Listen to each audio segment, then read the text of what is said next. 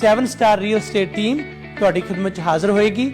ਕਿਸੇ ਵੀ ਸਮੇਂ ਸਰੀ, Abbotsford, ਚਿਲਾਵੈਕ, mission, Langley, delta ਜਾਂ ਲੋਅਰ ਮੇਨਲੈਂਡ ਸਮੇਤ ਕਿਧਰੇ ਵੀ ਕੁਝ ਖਰੀਦਣਾ ਜਾਂ ਵੇਚਣਾ ਹੋਵੇ ਤਾਂ ਹਮੇਸ਼ਾ ਯਾਦ ਰੱਖੋ Gurvinder Singh, planet group reality. Phone number 6048251550 604 825 1550। ਸਮੂਹ ਦਰਸ਼ਕਾਂ ਦਾ ਆਵਾਜ਼ੇ ਪੰਜਾਬ ਪ੍ਰੋਗਰਾਮ 'ਚ ਚੈਨਲ ਪੰਜਾਬੀ ਗਲੋਬਲ ਪੰਜਾਬ ਤੇ ਸਵਾਗਤ ਹੈ।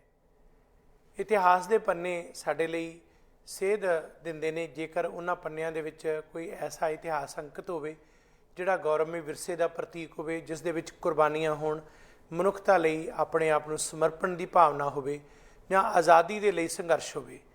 ਅਜਿਹਾ ਹੀ ਅੱਜ ਦਾ ਇਤਿਹਾਸ ਜਾਂ ਇਸ ਦੇ ਨਾਲ ਸੰਬੰਧਿਤ ਇਹਨਾਂ ਦਿਨਾਂ ਦਾ ਇਤਿਹਾਸ ਹੈ, ਉਸ ਦੀ ਗੱਲਬਾਤ ਅੱਜ ਵਿਸ਼ੇਸ਼ ਤੌਰ 'ਤੇ ਕਰਾਂਗੇ। ਦਰਅਸਲ 28 ਜੁਲਾਈ 1925 ਦਾ ਦਿਨ ਇੱਕ ਐਸੀ ਸ਼ਖਸੀਅਤ ਨਾਲ ਜੁੜਿਆ ਹੋਇਆ ਹੈ ਜਿਹੜੀ ਸ਼ਖਸੀਅਤ ਇਸਤਰੀ ਜਾਤੀ ਦਾ ਮਾਣ ਤਾਂ ਹੈ ਹੀ, ਪਰ ਆਜ਼ਾਦੀ ਦੇ ਸੰਘਰਸ਼ ਦੇ ਵਿੱਚ, ਗਦਰ ਲਹਿਰ ਦੇ ਸੰਘਰਸ਼ ਦੇ ਵਿੱਚ, ਮਨੁੱਖੀ ਹੱਕਾਂ ਦੇ ਖੇਤਰ ਦੇ ਵਿੱਚ ਬੜਾ ਵੱਡਾ ਉਹ ਨਾਂ ਹੈ। ਅਤੇ ਉਹ ਨਾਂ ਹੈ ਗਦਰ ਲਹਿਰ ਦੀ ਮਹਾਨ ਸੂਰਬੀਰ ਬੀਬੀ ਗੁਲਾਬ ਕੌਰ। ਉਹਨਾਂ ਦਾ ਜੋ ਇਹ ਅੱਜ ਸ਼ਹੀਦੀ ਦਿਹਾੜਾ ਕਹਿ ਲਈਏ ਜਾਂ ਉਹਨਾਂ ਦਾ ਚਲਾਣਾ ਦਿਹਾੜਾ, ਉਹਨਾਂ ਨੂੰ ਯਾਦ ਕਰਦੇ ਹੋਏ ਅੱਜ ਦਾ ਇਹ ਵਿਸ਼ੇਸ਼ ਪ੍ਰੋਗਰਾਮ ਕਰ ਰਹੇ ਹਾਂ। ਇਸ ਦੇ ਨਾਲ ਹੀ ਇਹ ਸ਼ਹਾਦਤ ਦਾ ਦਿਨ ਇੱਕ ਐਸੇ ਸੂਰਬੀਰ ਦਾ ਹੈ ਜਿਸ ਨੇ ਬਜ਼ੁਰਗੀ ਤੱਕ ਆਪਣੇ ਵਚਨਬੱਧਤਾ ਨਿਭਾਈ ਅਤੇ ਜ਼ੁਲਮ ਦੇ ਖਿਲਾਫ ਡਟਿਆ ਰਿਹਾ, ਪਰ ਫਾਸ਼ੀਵਾਦੀ ਇੰਡੀਅਨ ਸਟੇਟ ਦੇ ਸੋ ਕਾਲਡ ਆਜ਼ਾਦੀ ਦੇ ਇਸ ਮਾਹੌਲ ਦੇ ਵਿੱਚ ਵੀ ਉਸ ਦਾ ਝੂਠਾ ਪੁਲਿਸ ਮੁਕਾਬਲਾ ਬਣਾਇਆ ਗਿਆ ਅਤੇ ਉਹ ਯੋਧਾ ਸੀ ਸ਼ਹੀਦ ਬਾਬਾ ਬੂਝਾ ਸਿੰਘ। ਉਹਨਾਂ ਦਾ ਵੀ ਇਹ ਸ਼ਹੀਦੀ ਦਿਹਾੜਾ ਹੈ। ਇਸ ਦੇ ਨਾਲ ਹੀ ਜਦੋਂ ਅਸੀਂ ਗੱਲਬਾਤ ਕਰਦੇ ਹਾਂ ਤਾਂ ਜੁਲਾਈ ਦੇ ਆਖਰੀ ਦਿਨਾਂ ਦੇ ਵਿੱਚ ਇੱਕ ਨਾਂ ਜਿਹੜਾ ਬੜਾ ਸਤਿਕਾਰ ਨਾਲ ਲਿਆ ਜਾਂਦਾ, ਜਿਸ ਨੇ ਕੈਨੇਡਾ, ਅਮਰੀਕਾ, ਇੰਗਲੈਂਡ ਦੇ ਗਦਰੀ ਯੋਧਿਆਂ ਅਤੇ ਉਸ ਦੇ ਨਾਲ ਨਾਲ ਕੁੱਲ ਆਜ਼ਾਦੀ ਸੰਗਰਾਮੀਆਂ ਉਹਨਾਂ ਦੇ ਨਾਲ ਆਪਣਾ ਸੰਪਰਕ ਵੀ ਰੱਖਿਆ ਅਤੇ ਨਾਲ ਅਖੀਰ ਨੂੰ ਜਿਹੜਾ ਆਪਣੀ ਸ਼ਹਾਦਤ ਦਿੱਤੀ ਇੰਗਲੈਂਡ ਦੇ ਵਿੱਚ, ਉਹ ਸੀ ਸ਼ਹੀਦ ਊਧਮ ਸਿੰਘ ਜੀ। ਸ਼ਹੀਦ ਊਧਮ ਸਿੰਘ ਜਿਹੜੇ ਕਿ 31 ਜੁਲਾਈ 1940 ਨੂੰ ਜਿਹਨਾਂ ਦੀ ਸ਼ਹਾਦਤ ਹੁੰਦੀ ਹੈ। ਸੋ ਉਹਨਾਂ ਨੇ ਅਡਵਾਇਰ ਨੂੰ ਸੋਧਿਆ ਸੀ ਅਤੇ ਲੰਡਨ ਦੇ ਵਿੱਚ ਜਾ ਕੇ ਇਹ 19 ਸਾਲਾਂ ਬਾਅਦ ਇਹ ਕੰਮ ਕੀਤਾ। ਪਰ ਇਸ ਤੋਂ ਇਲਾਵਾ ਉਹਨਾਂ ਦੀ ਸ਼ਖਸੀਅਤ ਦੇ ਬਹੁਤ ਹੋਰ ਪਹਿਲੂ ਨੇ ਜਿਹੜੇ ਇੱਕ ਬੁੱਧੀਜੀਵੀ, ਚਿੰਤਕ, ਇਨਕਲਾਬੀ ਯੋਧੇ ਦੇ ਤੌਰ 'ਤੇ ਵਿਚਾਰਨਯੋਗ ਨੇ। ਇਹਨਾਂ ਸਾਰੀਆਂ ਸ਼ਖਸੀਅਤਾਂ ਦੇ ਜਿੱਥੇ ਇਨਕਲਾਬੀ ਸੋਚ ਦੇ ਬਹੁਤ ਪੱਖ ਨੇ, ਉੱਥੇ ਉਹਨਾਂ ਦੀ ਸੰਜੀਦਾ ਪਹੁੰਚ ਜਿਹੜੀ ਸੀ ਮਨੁੱਖੀ ਹੱਕਾਂ ਲਈ ਕੀ ਸੀ, ਅੱਜ ਉਸ ਦੀ ਬੜੀ ਲੋੜ ਹੈ। ਅੱਜ ਜਦੋਂ ਫਾਸ਼ੀਵਾਦੀ ਇੰਡੀਅਨ ਸਟੇਟ ਸਮੇਤ ਦੁਨੀਆ ਭਰ ਦੇ ਵਿੱਚ ਅੱਜ ਵੀ ਕਬਜ਼ੇ ਦੀ ਜਿਹੜੀ ਸੋਚ ਚੱਲ ਰਹੀ ਹੈ, ਬਸਤੀਵਾਦ ਦਾ ਨਵਾਂ ਰੂਪ ਚੱਲ ਰਿਹਾ ਹੈ, ਅੱਜ ਦਾ ਇੰਪੀਰੀਅਲਿਜ਼ਮ ਜਿਹੜਾ ਹੋਰ ਵੀ ਖਤਰਨਾਕ ਅਤੇ ਭਿਆਨਕ ਹੈ, ਇਸ ਦੇ ਵਿੱਚ ਬੀਬੀ ਗੁਲਾਬ ਕੌਰ ਜੀ, ਸ਼ਹੀਦ ਊਧਮ ਸਿੰਘ ਜੀ ਜਾਂ ਸ਼ਹੀਦ ਬੂਝਾ ਸਿੰਘ ਜੀ, ਇਹਨਾਂ ਸਾਰਿਆਂ ਦੀ ਭੂਮਿਕਾ ਨੂੰ ਵਿਚਾਰਨ ਵਾਸਤੇ ਇਹ ਪ੍ਰੋਗਰਾਮ ਕਰ ਰਹੇ ਹਾਂ, ਜਿਸ ਦੇ ਵਿੱਚ ਸਾਡੇ ਨਾਲ ਗੱਲਬਾਤ ਕਰ ਰਹੇ ਨੇ ਪੱਤਰਕਾਰ ਗੁਰਪ੍ਰੀਤ ਸਿੰਘ ਜੀ। ਜੀ ਆਇਆਂ ਨੂੰ ਗੁਰਪ੍ਰੀਤ ਸਿੰਘ ਜੀ, ਸਵਾਗਤ ਹੈ ਤੁਹਾਡਾ। ਮਿਹਰਬਾਨੀ ਗੁਰਵਿੰਦਰ ਸਿੰਘ ਜੀ, ਮੰਚ ਮੁਹੱਈਆ ਕਰਨ ਲਈ ਧੰਨਵਾਦ ਤੁਹਾਡਾ। ਸ਼ੁਕਰੀਆ ਜੀ। ਅੱਜ ਬੜਾ ਇਤਿਹਾਸਕ ਪ੍ਰੋਗਰਾਮ ਹੈ ਜਿਸ ਦਾ ਸਦੀਵੀ ਪ੍ਰਭਾਵ ਰਹਿੰਦਾ ਹੈ। ਸੋ ਇਸ ਪ੍ਰੋਗਰਾਮ ਦੇ ਰਾਹੀਂ ਅਸੀਂ ਵੱਖ-ਵੱਖ ਦਿਨਾਂ ਦੀ ਗੱਲਬਾਤ ਵੀ ਕਰਦੇ ਹਾਂ। ਗੱਲਬਾਤ ਇੱਕ ਮਹਾਨ ਇਸਤਰੀ ਤੋਂ ਸ਼ੁਰੂ ਕਰਦੇ ਹਾਂ, ਮਾਈ ਗੁਲਾਬ ਕੌਰ। ਮਾਈ ਭਾਗੋ ਦਾ, ਮਾਈ ਭਾਗ ਕੌਰ ਦਾ ਨਾਂ ਤਾਂ ਅਸੀਂ ਬਹੁਤ ਸੁਣਿਆ, ਜਿਸ ਦੇ ਬਾਰੇ ਬੜਾ ਕੁਝ ਜਾਣਦੇ ਹਾਂ, ਪਰ ਇੱਕ ਮਾਈ ਗੁਲਾਬ ਕੌਰ ਹੋਈ ਹੈ ਜਿਸ ਨੂੰ ਗਦਰ ਲਹਿਰ ਦੀ ਮਾਈ ਭਾਗੋ ਕਿਹਾ ਜਾਂਦਾ ਹੈ। ਅਸੀਂ ਉੱਥੋਂ ਗੱਲ ਸ਼ੁਰੂ ਕਰਨੀ ਚਾਹਾਂਗੇ। ਦੇਖੋ, ਗੱਲ ਇਸ ਤਰ੍ਹਾਂ ਕਿ ਨਾ ਸਿਰਫ ਉਹ ਗਦਰ ਲਹਿਰ ਦੀ ਮਾਈ ਭਾਗੋ ਸੀ, ਸਗੋਂ ਗਦਰ ਦਾ ਗੁਲਾਬ ਸੀਗਾ। ਗੁਲਾਬ ਕੌਰ ਬਾਰੇ ਅਫਸੋਸ ਦੀ ਗੱਲ ਇਹ ਹੈ ਗੁਰਵਿੰਦਰ ਸਿੰਘ ਜੀ ਕਿ ਲਿਖਿਆ ਬਹੁਤ ਘੱਟ ਗਿਆ। ਜੇ ਲਿਖਿਆ ਵੀ ਹੈ ਤਾਂ ਉਸ ਵਿੱਚ ਪ੍ਰਮਾਣਿਕਤਾ ਦੀ ਬਹੁਤ ਘਾਟ ਰੜਕੀ, ਪਰ ਫਿਰ ਵੀ ਕੁਝ ਲੋਕਾਂ ਨੇ ਬੜੇ ਸੁਹਿਰਦ ਹੋ ਕੇ ਵਧੀਆ ਢੰਗ ਨਾਲ ਜਿੰਨੀ ਕਿ ਜਾਣਕਾਰੀ ਬਾਹਰ ਲਿਆਂਦੀ ਹੈ, ਭਾਵੇਂ ਟੁੱਟਵੇਂ ਰੂਪ ਦੇ ਵਿੱਚ, ਉਹ ਇਹੀ ਦੱਸਦੀ ਕਿ ਗੁਲਾਬ ਕੌਰ ਇੱਕ ਵਿਲੱਖਣ ਸ਼ਖਸੀਅਤ ਸੀ। ਇੱਕ ਔਰਤ ਹੁੰਦਿਆਂ ਗਦਰ ਲਹਿਰ 'ਚ ਕੁੱਦੀ ਹੈ ਜੀ, ਔਰ ਨਾ ਸਿਰਫ ਕੁੱਦੀ ਸਗੋਂ ਬਾਕੀ ਦੇ ਮਰਦਾਂ ਨੂੰ ਵੀ ਉਸਨੇ ਵੰਗਾਰਿਆ ਕਿ ਤੁਸੀਂ ਵੀ ਇਸ ਲਹਿਰ 'ਚ ਕੁੱਦੋ, ਨਹੀਂ ਤਾਂ ਜਿਹੜੀਆਂ ਮੇਰੀਆਂ ਚੂੜੀਆਂ ਨੇ ਮੈਂ ਲਾ ਦਿੱਤੀਆਂ ਤੁਸੀਂ ਪਾ ਲਓ, ਜਿਸ ਵਿੱਚ ਉਸਨੇ ਆਪਣੇ ਘਰ ਵਾਲੇ ਨੂੰ ਵੀ ਨਹੀਂ ਬਖਸ਼ਿਆ ਜਿਹੜਾ ਗਦਰ ਲਹਿਰ ਨੂੰ ਪਿੱਠ ਦੇ ਗਿਆ। ਔਰ ਗਦਰ ਇਤਿਹਾਸ ਦੇ ਵਿੱਚ ਆਮ ਤੌਰ 'ਤੇ ਅਸੀਂ ਉਹਨਾਂ ਸੂਰਬੀਰਾਂ ਦੀ ਗੱਲਬਾਤ ਕਰਦੇ ਹਾਂ ਜਿਹੜੇ ਮਰਦ ਨੇ, ਚਾਹੇ ਕਰਤਾਰ ਸਿੰਘ ਸਰਾਭਾ, ਸੋਹਣ ਸਿੰਘ ਭਕਨਾ, ਪਰ ਗੁਲਾਬ ਕੌਰ ਦਾ ਨਾਂ ਇਹ ਦੱਸਦਾ ਹੈ ਕਿ ਗਦਰ ਪਾਰਟੀ ਇਕੱਲੀ ਇਸ ਆਧਾਰ ਦੇ ਉੱਤੇ ਲੋਕਾਂ ਨੂੰ ਭਰਤੀ ਨਹੀਂ ਸੀ ਕਰ ਰਹੀ ਕਿ ਅਸੀਂ ਕੋਈ ਜ਼ਾਤ ਪਾਤ ਦਾ ਵਿਤਕਰਾ ਨਹੀਂ ਕਰਨਾ, ਧਰਮ ਦਾ ਵਿਤਕਰਾ ਨਹੀਂ ਕਰਨਾ, ਇਲਾਕਾਵਾਦ ਨਹੀਂ ਹੋਏਗਾ, ਕੋਈ ਆਸਤਿਕ ਹੈ ਨਾਸਤਿਕ ਹੈ, ਸਾਰਿਆਂ ਲਈ ਉਹਨਾਂ ਨੇ ਰਾਹ ਖੁੱਲ੍ਹਾ ਰੱਖਿਆ ਸੀ। ਔਰਤਾਂ ਨੂੰ ਵੀ ਉਹਨਾਂ ਨੇ ਅੱਗੇ ਆਉਣ ਦਾ ਮੌਕਾ ਦਿੱਤਾ। ਇਹ ਗੱਲ ਜਿਹੜੀ ਹੈ ਨੋਟ ਕਰਨ ਵਾਲੀ ਹੈ। ਜੀ ਜੀ, ਜਿਵੇਂ ਅੱਜ ਵੀ ਅਸੀਂ ਵੇਖਦੇ ਹਾਂ ਕਈ ਇਨਕਲਾਬੀ ਲਹਿਰਾਂ ਤਹਿਰੀਕਾਂ ਦੇ ਵਿੱਚ ਔਰਤਾਂ ਨੂੰ ਅੱਗੇ ਆਉਣ ਦੀਆਂ ਲਿਆਉਣ ਦੀਆਂ ਕੋਸ਼ਿਸ਼ਾਂ ਕੀਤੀਆਂ ਜਾਂਦੀਆਂ, ਅੱਗੇ ਲਿਆਉਣ ਲਈ ਉਹਨਾਂ ਨੂੰ ਮੌਕੇ ਮੁਹੱਈਆ ਕੀਤੇ ਜਾਂਦੇ। ਗਦਰ ਲਹਿਰ ਨੇ ਇਹ ਉਸ ਵੇਲੇ ਕਰਕੇ ਵਿਖਾਇਆ ਸੀਗਾ। ਮਰਦ ਪ੍ਰਧਾਨ ਸਮਾਜ ਦੇ ਵਿੱਚ ਗੁਲਾਬ ਕੌਰ ਨੂੰ ਸ਼ਾਮਲ ਕਰਨਾ, ਸਤਿਕਾਰ ਦੇਣਾ, ਇੱਕ ਹੋਣਹਾਰ ਸਾਥੀ ਦੇ ਤੌਰ 'ਤੇ ਉਸ ਦੀ ਜਿਹੜੀ ਜਿਹਨੂੰ ਕਹਿੰਦੇ ਯੋਗਤਾ ਨੂੰ ਸਮਝਣਾ, ਜੀ ਇਹ ਮੈਂ ਸਮਝਦਾ ਉਸ ਵੇਲੇ ਗਦਰ ਪਾਰਟੀ ਦਾ ਇੱਕ ਆਪਣੇ ਆਪ 'ਚ ਉਸ ਦੀ ਜਿਹੜੀ ਨਵੀਂ ਚੇਤਨਾ ਦਾ ਇੱਕ ਸਬੂਤ ਹੈ। ਬਹੁਤ ਅੱਛਾ, ਬਹੁਤ ਵੱਡੀ ਉਹਨਾਂ ਦੀ ਸ਼ਖਸੀਅਤ ਹੈ। ਬੜਾ ਕੁਝ ਲਿਖਿਆ ਜਾਣਾ ਬਾਕੀ ਹੈ, ਪਰ ਦਰਸ਼ਕਾਂ ਲਈ ਇਹ ਵੀ ਇੱਕ ਕਿਤਾਬ ਹੈ ਪਿੱਛੇ ਜੇ ਆਈ ਹੈ ਰਕੇਸ਼ ਕੁਮਾਰ ਜੀ ਦੀ, ਗਦਰ ਲਹਿਰ ਦੇ ਵਿੱਚ ਗੁਲਾਬ ਕੌਰ ਦੀ ਭੂਮਿਕਾ, ਗਦਰ ਲਹਿਰ ਦੀ ਦਲੇਰ ਯੋਧਾ। ਸੋ ਜਿਹੜੀ ਗੁਲਾਬ ਕੌਰ ਜੀ ਦੀ ਸ਼ਖਸੀਅਤ ਹੈ ਜਾਂ ਉਹਨਾਂ ਦੇ ਜੀਵਨ ਬਾਰੇ ਜਿਹੜੀਆਂ ਜੇ ਥੋੜ੍ਹੀ ਜਾਣਕਾਰੀ ਅਸੀਂ ਸਾਂਝੀ ਕਰੀਏ ਤਾਂ 1890 ਦੇ ਵਿੱਚ ਮਾਰਚ ਦੇ ਵਿੱਚ ਉਹਨਾਂ ਦਾ ਜਨਮ ਹੋਇਆ। ਸੰਗਰੂਰ ਦੇ ਨੇੜੇ ਪਿੰਡ ਜਿਹੜਾ, ਉਸ ਪਿੰਡ ਦਾ ਨਾਂ ਇਤਿਹਾਸਕ ਤੌਰ 'ਤੇ ਹਾਂਜੀ ਬਖਸ਼ੀਵਾਲਾ ਲਿਖਿਆ ਗਿਆ। ਬਖਸ਼ੀਵਾਲਾ ਦੇ ਵਿੱਚ ਉਹਨਾਂ ਦਾ ਜਨਮ ਹੋਇਆ ਅਤੇ ਉਸ ਤੋਂ ਬਾਅਦ ਜਿਵੇਂ ਜਿਵੇਂ ਉਹਨਾਂ ਦਾ ਸੰਘਰਸ਼ ਹੋਇਆ, ਉਹ ਇੱਕ ਬੜੀ ਮਹੱਤਵਪੂਰਨ ਗੱਲ ਹੈ ਕਿ ਉਸ ਦੇ ਵਿੱਚ ਬਹੁਤ ਸਾਰੇ ਪਹਿਲੂ ਐਸੇ ਨੇ ਜਿਹੜੇ ਇਹ ਗੱਲ ਨੂੰ ਵਜ਼ਨ ਦੇ ਨਾਲ ਪੇਸ਼ ਕਰਦੇ ਨੇ ਕਿ ਇੱਕ ਇਸਤਰੀ ਜਿਸ ਦੇ ਅੰਦਰ ਬੜੀ ਜ਼ਿੰਦਾ ਦਿਲੀ, ਉਤਸ਼ਾਹ, ਹੌਸਲਾ ਅਤੇ ਕਿਸੇ ਵੀ ਪੱਧਰ 'ਤੇ ਮਰਦ ਤੋਂ ਪਿੱਛੇ ਨਹੀਂ ਹੈ, ਉਹ ਗੁਲਾਬ ਕੌਰ ਜੀ ਦੀ ਪ੍ਰਤੀਕ ਜਿਹੜੀ ਹੈ ਸੋਚ ਹੈ ਉਹ ਝਲਕਦੀ ਹੈ। ਸੋ ਇਹਨਾਂ ਦੇ ਇਤਿਹਾਸ ਬਾਰੇ ਥੋੜ੍ਹੀ ਬਹੁਤੀ ਗੱਲਬਾਤ ਕਰੀਏ, ਇਹਨਾਂ ਦੇ ਜੀਵਨ ਸਫ਼ਰ ਬਾਰੇ, ਉਹਦੇ 'ਤੇ ਰੌਸ਼ਨੀ ਪਾਓ। ਉਹ ਗੱਲ ਸਰ ਕਿ ਬੇਸਿਕਲੀ ਤਾਂ ਇਹਨਾਂ ਦਾ ਇਤਿਹਾਸ ਤਾਂ ਸ਼ੁਰੂ ਹੁੰਦਾ ਕਿ ਮਨੀਲਾ ਤੋਂ। ਜੀ। ਔਰ ਉਸ ਵੇਲੇ ਜਿਵੇਂ ਇਹ ਵੀ ਦੱਸਿਆ ਜਾਂਦਾ ਕਿ ਜਦੋਂ ਗਦਰੀ ਸਟੇਜ ਲਾਉਂਦੇ ਸੀਗੇ, ਲੋਕਾਂ ਨੂੰ ਪ੍ਰੇਰਦੇ ਸੀ ਕਿ ਗਦਰ ਮਚਾਉਣ ਦਾ ਮੌਕਾ ਆ ਗਿਆ, ਵਾਪਸ ਚਲੀਏ। ਉਹਨਾਂ ਦਿਨਾਂ 'ਚ ਗੁਲਾਬ ਕੌਰ ਬਾਰੇ ਇਹ ਅਸੀਂ ਸੁਣਦੇ ਹਾਂ ਕਿ ਉਹ ਬਹੁਤ ਉਹਨਾਂ ਨੂੰ ਕੰਠ ਸੀਗੀਆਂ ਗਦਰ ਕਵਿਤਾਵਾਂ, ਜਿਹੜੀਆਂ ਜੋਸ਼ ਭਰਨ ਵਾਲੀਆਂ ਜੋਸ਼ੀਲੀਆਂ ਕਵਿਤਾਵਾਂ ਸੀ ਗਦਰ ਪਾਰਟੀ ਦੀਆਂ, ਉਹ ਉਹਨਾਂ ਨੂੰ ਕੰਠ ਸੀਗੀਆਂ, ਉਹ ਪੜ੍ਹ ਕੇ ਸਟੇਜ 'ਤੇ ਸੁਣਾਉਂਦੇ ਸੀ। ਜਿਸ ਦਾ ਮਤਲਬ ਇਹ ਨਿਕਲਦਾ ਕਿ ਗਦਰ ਅਖਬਾਰ, ਗਦਰ ਸਾਹਿਤ ਨਾਲ ਉਹਨਾਂ ਦੀ ਚੰਗੀ ਵਾਕਫੀ ਬਣ ਚੁੱਕੀ ਸੀ। ਵਾਕਫੀ ਬਣਨ ਦਾ ਵੀ ਕਾਰਨ ਇਹ ਰਿਹਾ ਹੋਊਗਾ ਕਿ ਉਹਨਾਂ ਦਾ ਝੁਕਾਓ ਗਦਰ ਲਹਿਰ ਵੱਲ ਹੋਏਗਾ। ਕਿਧਰੇ ਨਾ ਕਿਧਰੇ ਉਹਨਾਂ ਦੇ ਮਨ ਦੇ ਵਿੱਚ ਇਹ ਸੀ ਕਿ ਆਪਣਾ ਮੁਲਕ ਆਜ਼ਾਦ ਕਰਾਉਣਾ। ਬਿਲਕੁਲ ਉਸ ਵੇਲੇ ਇਹ ਲੜਾਈ ਤਾਂ ਚੱਲ ਹੀ ਰਹੀ ਸੀ ਨਾ ਜਦੋਂ ਇਹ ਲਹਿਰ 'ਚ ਕੁੱਦੇ ਆ, ਪਰ ਉਸ ਤੋਂ ਪਹਿਲਾਂ ਵੀ ਇਹ ਮੰਨ ਕੇ ਚੱਲਦਾ ਮੈਂ ਜਦੋਂ ਪੰਜਾਬ ਤੋਂ ਵੀ ਬਾਹਰ ਗਏ ਆ, ਇਹ ਕਿਧਰੇ ਨਾ ਕਿਧਰੇ ਸੁਪਨਾ ਉਹਨਾਂ ਦੇ ਮਨ 'ਚ ਹੋਏਗਾ।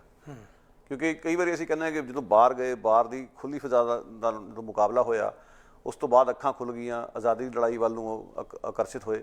ਇਹ ਗੱਲਾਂ ਫਜ਼ੂਲ ਨੇ ਸਾਰੀਆਂ, ਕਿਉਂਕਿ ਜਿਹੜੇ ਪੰਜਾਬ ਤੋਂ ਗਏ ਆ ਉਹ ਆਪਣੇ ਵਿਰਸੇ 'ਚ ਕਾਫੀ ਕੁਝ ਲੈ ਕੇ ਗਏ ਸੀ ਪਹਿਲਾਂ ਹੀ।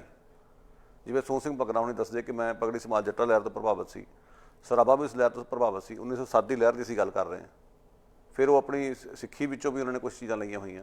ਸੋ ਸਾਰਾ ਕੁਝ ਉਹਨਾਂ ਦੀ ਵਿਰਾਸਤ ਵਿੱਚ ਪਹਿਲਾਂ ਹੀ ਸੀਗਾ।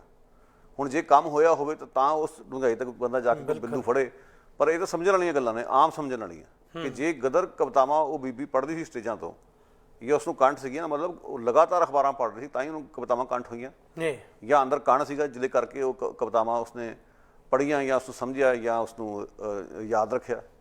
ਸੋ ਇਹ ਗੱਲਾਂ ਦੱਸਦੀਆਂ ਨੇ ਕਿ ਕਿਧਰੇ ਨਾ ਕਿਧਰੇ ਪਹਿਲਾਂ ਹੀ ਉਹਨਾਂ ਦਾ ਝੁਕਾਓ ਸੀਗਾ ਇਸ ਲਹਿਰ ਦੇ ਵੱਲ। ਬਿਲਕੁਲ ਜੀ। ਫਿਰ ਬਾਅਦ ਜਦੋਂ ਇਹ ਮਾਹੌਲ ਬਣਿਆ ਕਿ ਸਾਰੇ ਲੋਕ ਆਪਣੇ ਨਾਂ ਲਿਖਾਉਣ, ਗਦਰ ਮਚਾਉਣ ਲਈ ਜਾਣ, ਤੇ ਇਹਨਾਂ ਦੇ ਜਿਹੜੇ ਪਤੀ ਉਹ ਵੀ ਸ਼ਾਮਲ ਹੋਏ, ਪਰ ਬਾਅਦ 'ਚ ਮੁੱਕਰ ਗਏ। ਬਾਅਦ 'ਚ ਉਹਨਾਂ ਦੇ ਪੈਰ ਉਖੜ ਗਏ। ਸਗੋਂ ਫਿੱਟ ਲਾਣ ਤਾਂ ਉਹਨਾਂ ਨੂੰ ਵੀ ਪਾਈਆਂ। ਇਕੱਲੇ ਇਹ ਨਹੀਂ, ਇਹ ਵੀ ਦੇਖਣ ਵਾਲੀ ਗੱਲ ਹੈ, ਗੁਲਾਬ ਕੌਰ ਨੇ ਇਕੱਲੀ ਇਹ ਨਹੀਂ ਸਿੱਧ ਕੀਤਾ ਕਿ ਮੈਂ ਸਟੇਜੀ ਲੀਡਰ ਹਾਂ। ਸਟੇਜੀ ਲੀਡਰ ਉਹ ਹੁੰਦੇ ਜਿਹੜੇ ਆਪਣੇ ਲਈ ਅਸੂਲ ਹੋਰ ਹੁੰਦੇ, ਲੋਕਾਂ ਲਈ ਹੋਰ। ਲੋਕਾਂ ਨੂੰ ਜਿਵੇਂ ਵੰਗਾਰਦੇ ਸੀ ਕਿ ਆਹ ਚੂੜੀਆਂ ਪਈਆਂ ਪਾ ਲਵੋ ਜੇ ਨਹੀਂ ਮੇਰੇ ਨਾਲ ਤੁਰਨਾ, ਉਹਨੂੰ ਮੌਕਾ ਆਉਣ 'ਤੇ ਆਪਣੇ ਪਤੀ ਨੂੰ ਵੀ ਫਿੱਟ ਲਾਣ ਤਾਂ ਪਾਈਆਂ। ਬਿਲਕੁਲ। ਉਹਨੂੰ ਛੱਡ ਕੇ ਤੇ ਗਦਰ ਲਹਿਰ 'ਚ ਕੁੱਦੀ ਹੈ ਤੇ ਸਾਥੀਆਂ ਨਾਲ ਜਾ ਕੇ ਪੰਜਾਬ 'ਚ ਗਦਰ ਮਚਾਉਣ ਲਈ ਚਲੀ ਗਈ। ਫਿਰ ਉੱਥੇ ਜਾ ਕੇ ਜਿਹੜਾ ਉਸਨੇ ਰੋਲ ਅਦਾ ਕੀਤਾ ਉਹ ਵੀ ਬੜਾ ਇੰਪੋਰਟੈਂਟ ਸੀਗਾ।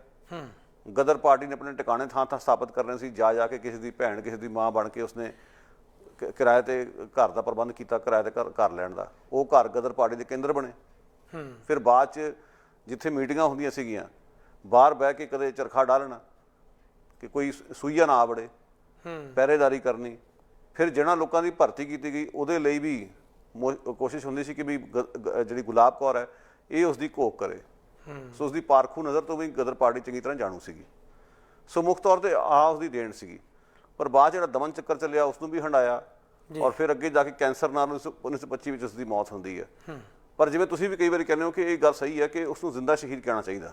ਬੇਸ਼ੱਕ ਉਸਨੂੰ ਸਬੱਬ ਨਾਲ ਫਾਂਸੀ ਨਹੀਂ ਲੱਗੀ ਜਾਂ ਪੁਲਿਸ ਦੀ ਗੋਲੀ ਨਾਲ ਉਹ ਨਹੀਂ ਮਰੀ, ਪਰ ਫਿਰ ਵੀ ਜਿਹੜਾ ਉਸਨੇ ਜੀਵਨ ਸਾਰਾ ਅਰਪਿਤ ਕਰ ਦਿੱਤਾ, ਔਂਕੜਾਂ ਵਿੱਚੋਂ ਗੁਜ਼ਰੀ ਹੈ, ਉਸਨੂੰ ਜ਼ਿੰਦਾ ਸ਼ਹੀਦ ਹੀ ਕਿਹਾ ਜਾਣਾ ਚਾਹੀਦਾ।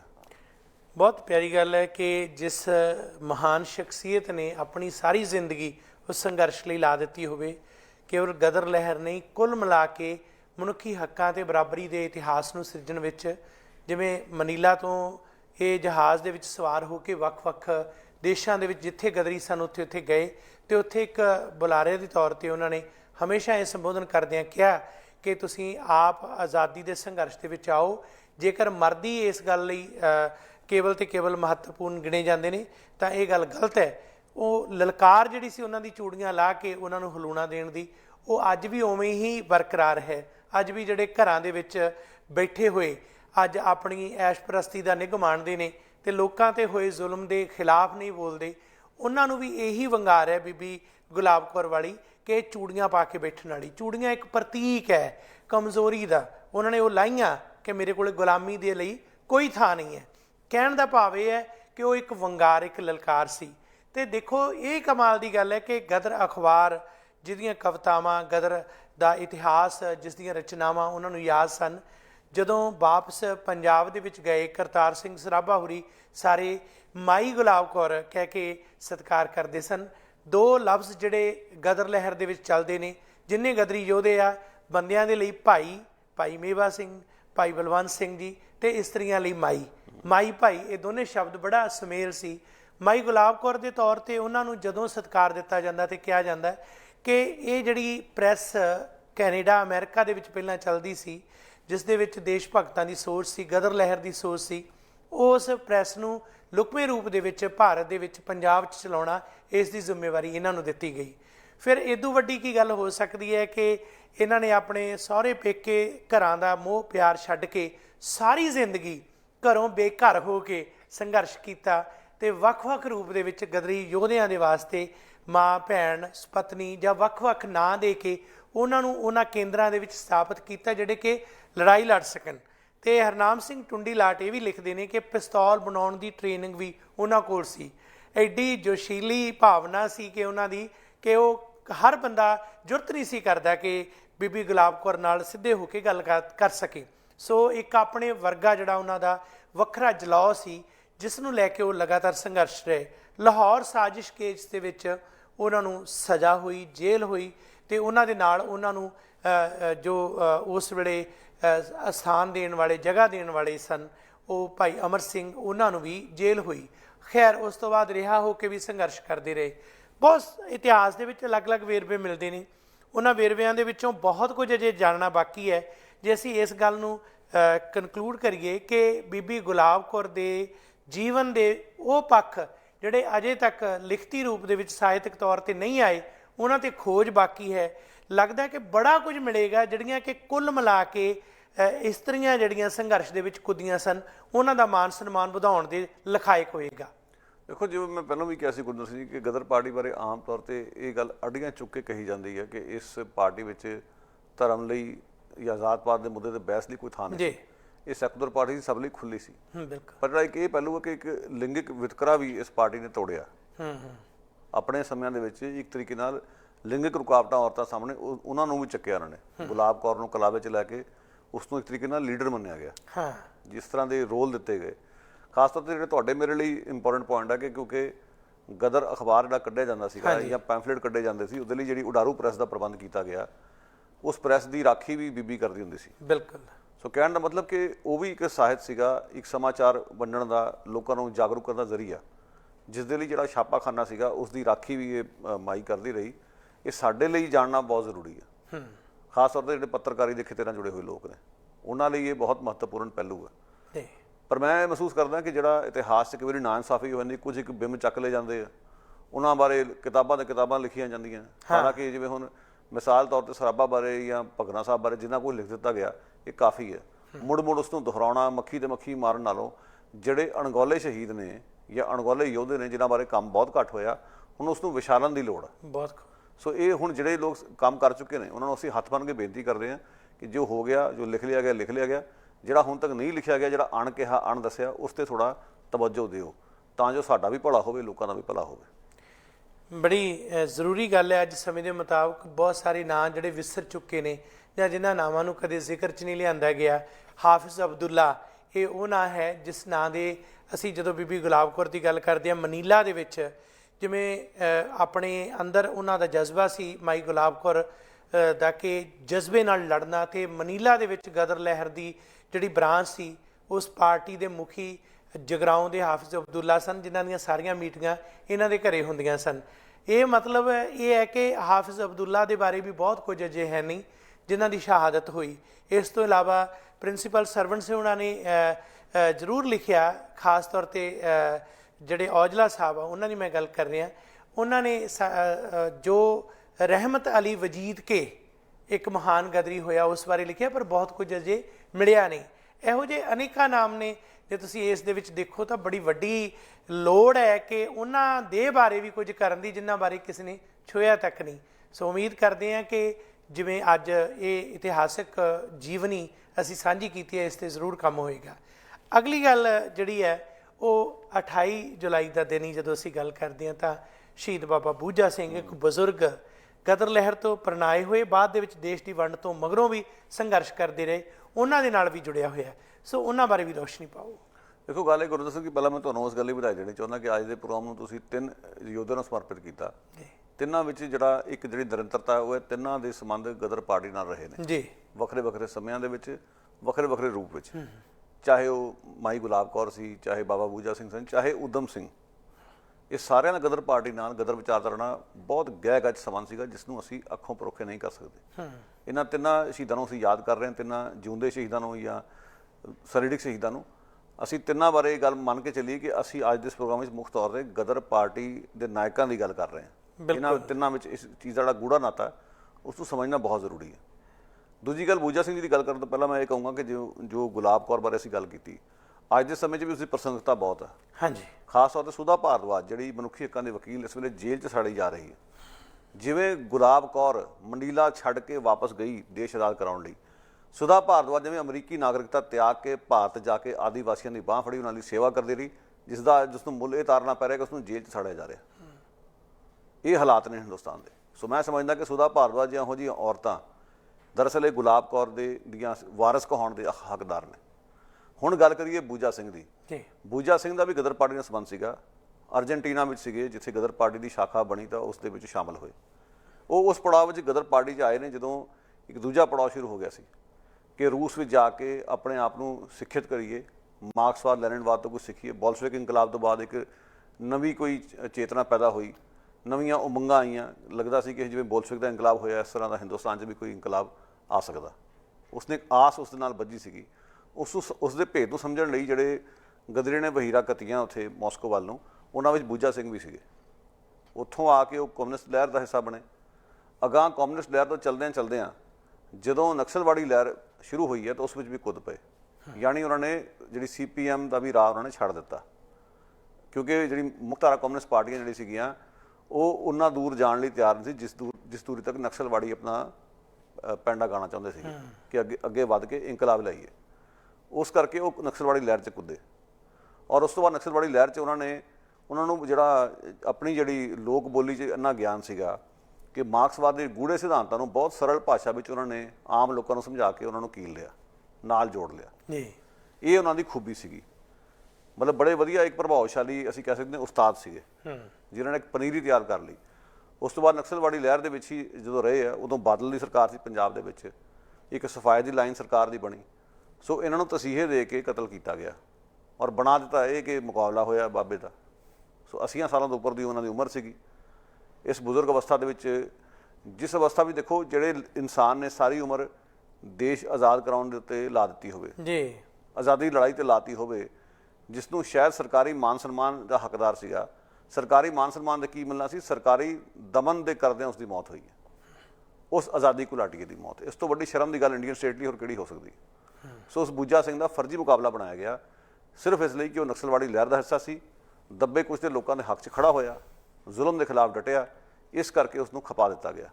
ਇਹ ਉਸ ਇੰਡੀਅਨ ਸਟੇਟ ਦਾ ਚਿਹਰਾ ਵੀ ਇਸ 'ਚੋਂ ਤੁਸੀਂ ਵੇਖ ਸਕਦੇ ਹੋ। ਉਸ ਦੀ ਸੱਚਾਈ ਸਾਹਮਣੇ ਆਉਂਦੀ ਹੈ ਕਿ ਜਿਹੜਾ ਆਪਣੇ ਆਪ ਨੂੰ ਬਹੁਤ ਵੱਡੀ ਜਮਹੂਰੀਅਤ ਕਹਿੰਦਾ, ਕਿ ਇੱਕ ਬਜ਼ੁਰਗ ਵਿਅਕਤੀ ਜਿਹੜਾ ਕਿ ਦੇਸ਼ ਨੂੰ ਇੱਕ ਸਹੀ ਪਾਸੇ ਲਿਜਾਉਣ ਦੀ ਗੱਲ ਕਰ ਰਿਹਾ ਸੀ, ਇੱਕ ਨੁਕਤਾ ਦੇ ਰਿਹਾ ਸੀ ਕਿ ਕਿਵੇਂ ਅਸੀਂ ਬਰਾਬਰਤਾ ਲੈ ਕੇ ਆ ਸਕਦੇ ਹਾਂ, ਉਹਦੀ ਗੱਲ ਸੁਣਨ ਦੀ ਥਾਂ 'ਤੇ ਉਸ ਦਾ ਮੂੰਹ ਬੰਦ ਕਰਾਉਣ ਲਈ ਸਰਕਾਰੀ ਦਮਨ ਉਸ 'ਤੇ ਕੀਤਾ ਗਿਆ।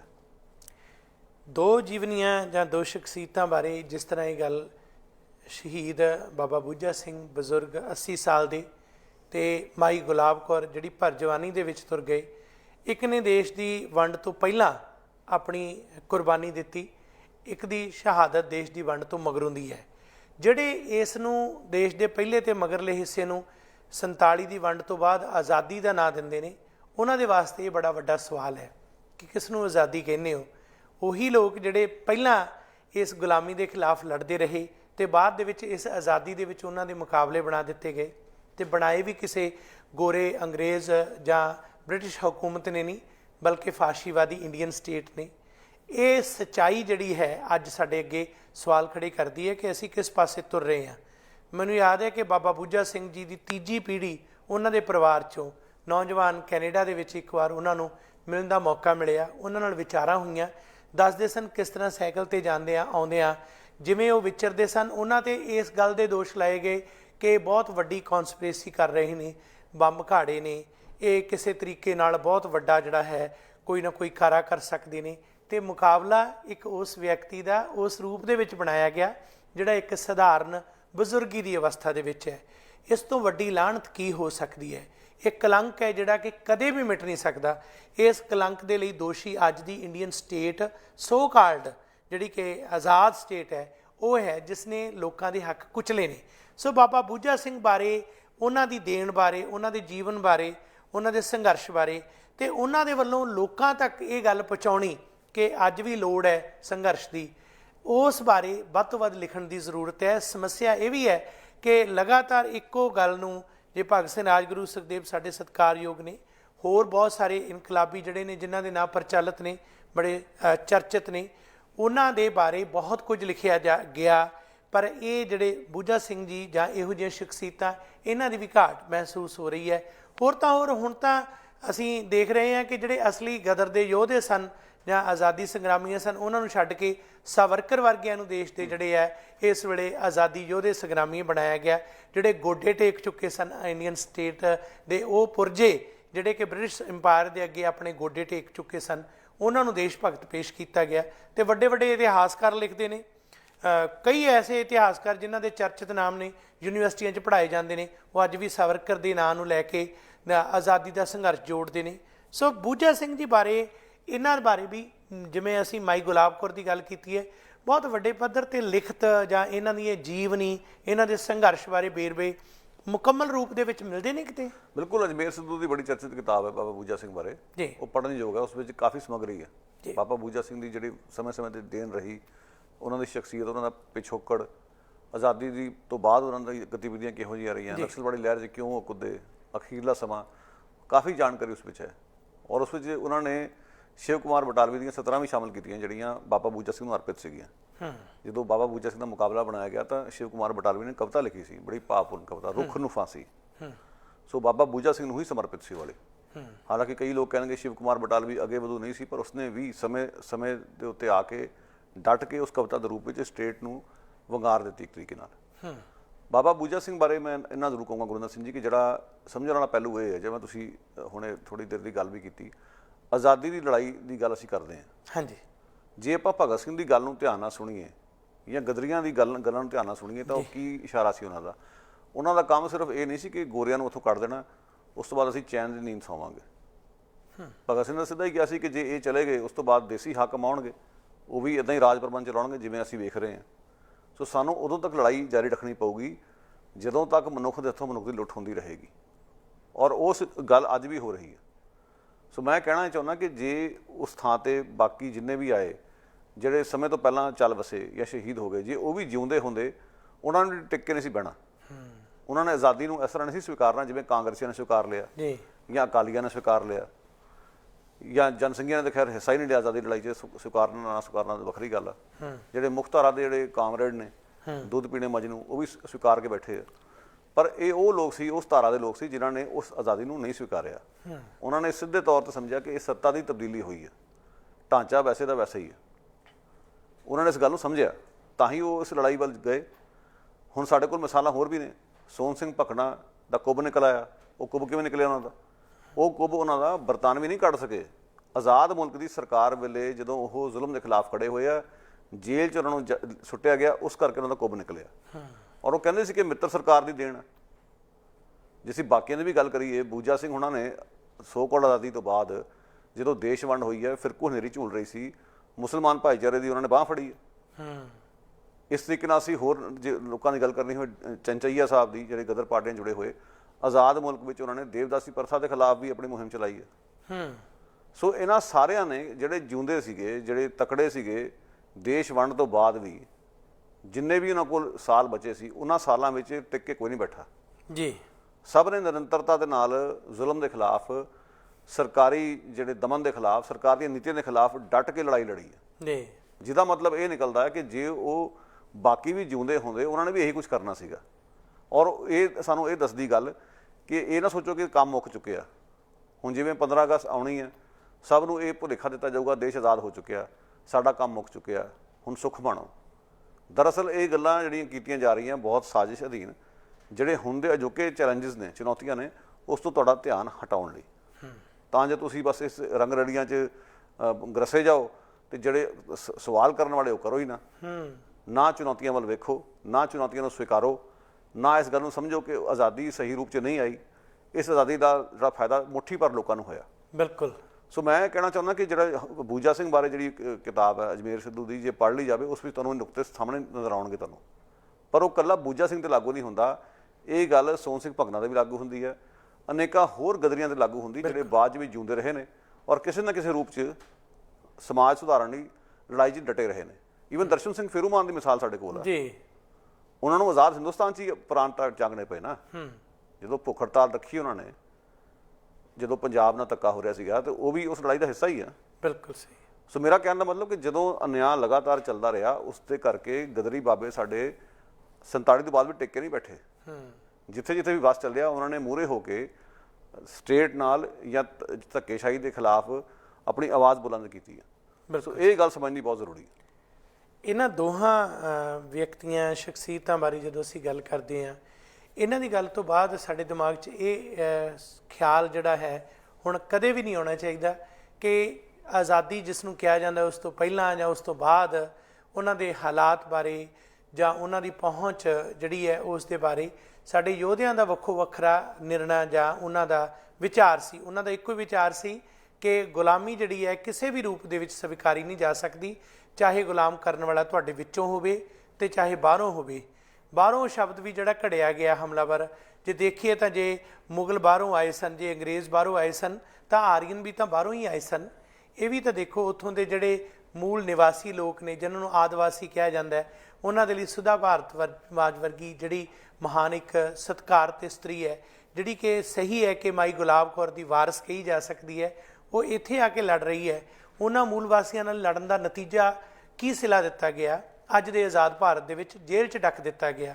ਸਟੈਨ ਸਵਾਮੀ ਵਰਗਾ ਜਿਹੜਾ ਕਿ ਦਬੇ ਕੁਚਲੇ ਪੀੜਤ ਲੋਕਾਂ ਲਈ ਆਵਾਜ਼ ਉਠਾਉਂਦਾ, ਜੇਲ੍ਹ 'ਚ ਉਸ ਨੂੰ ਸਾਜ਼ਿਸ਼ ਅਧੀਨ ਖਤਮ ਕਰ ਦਿੱਤਾ ਗਿਆ।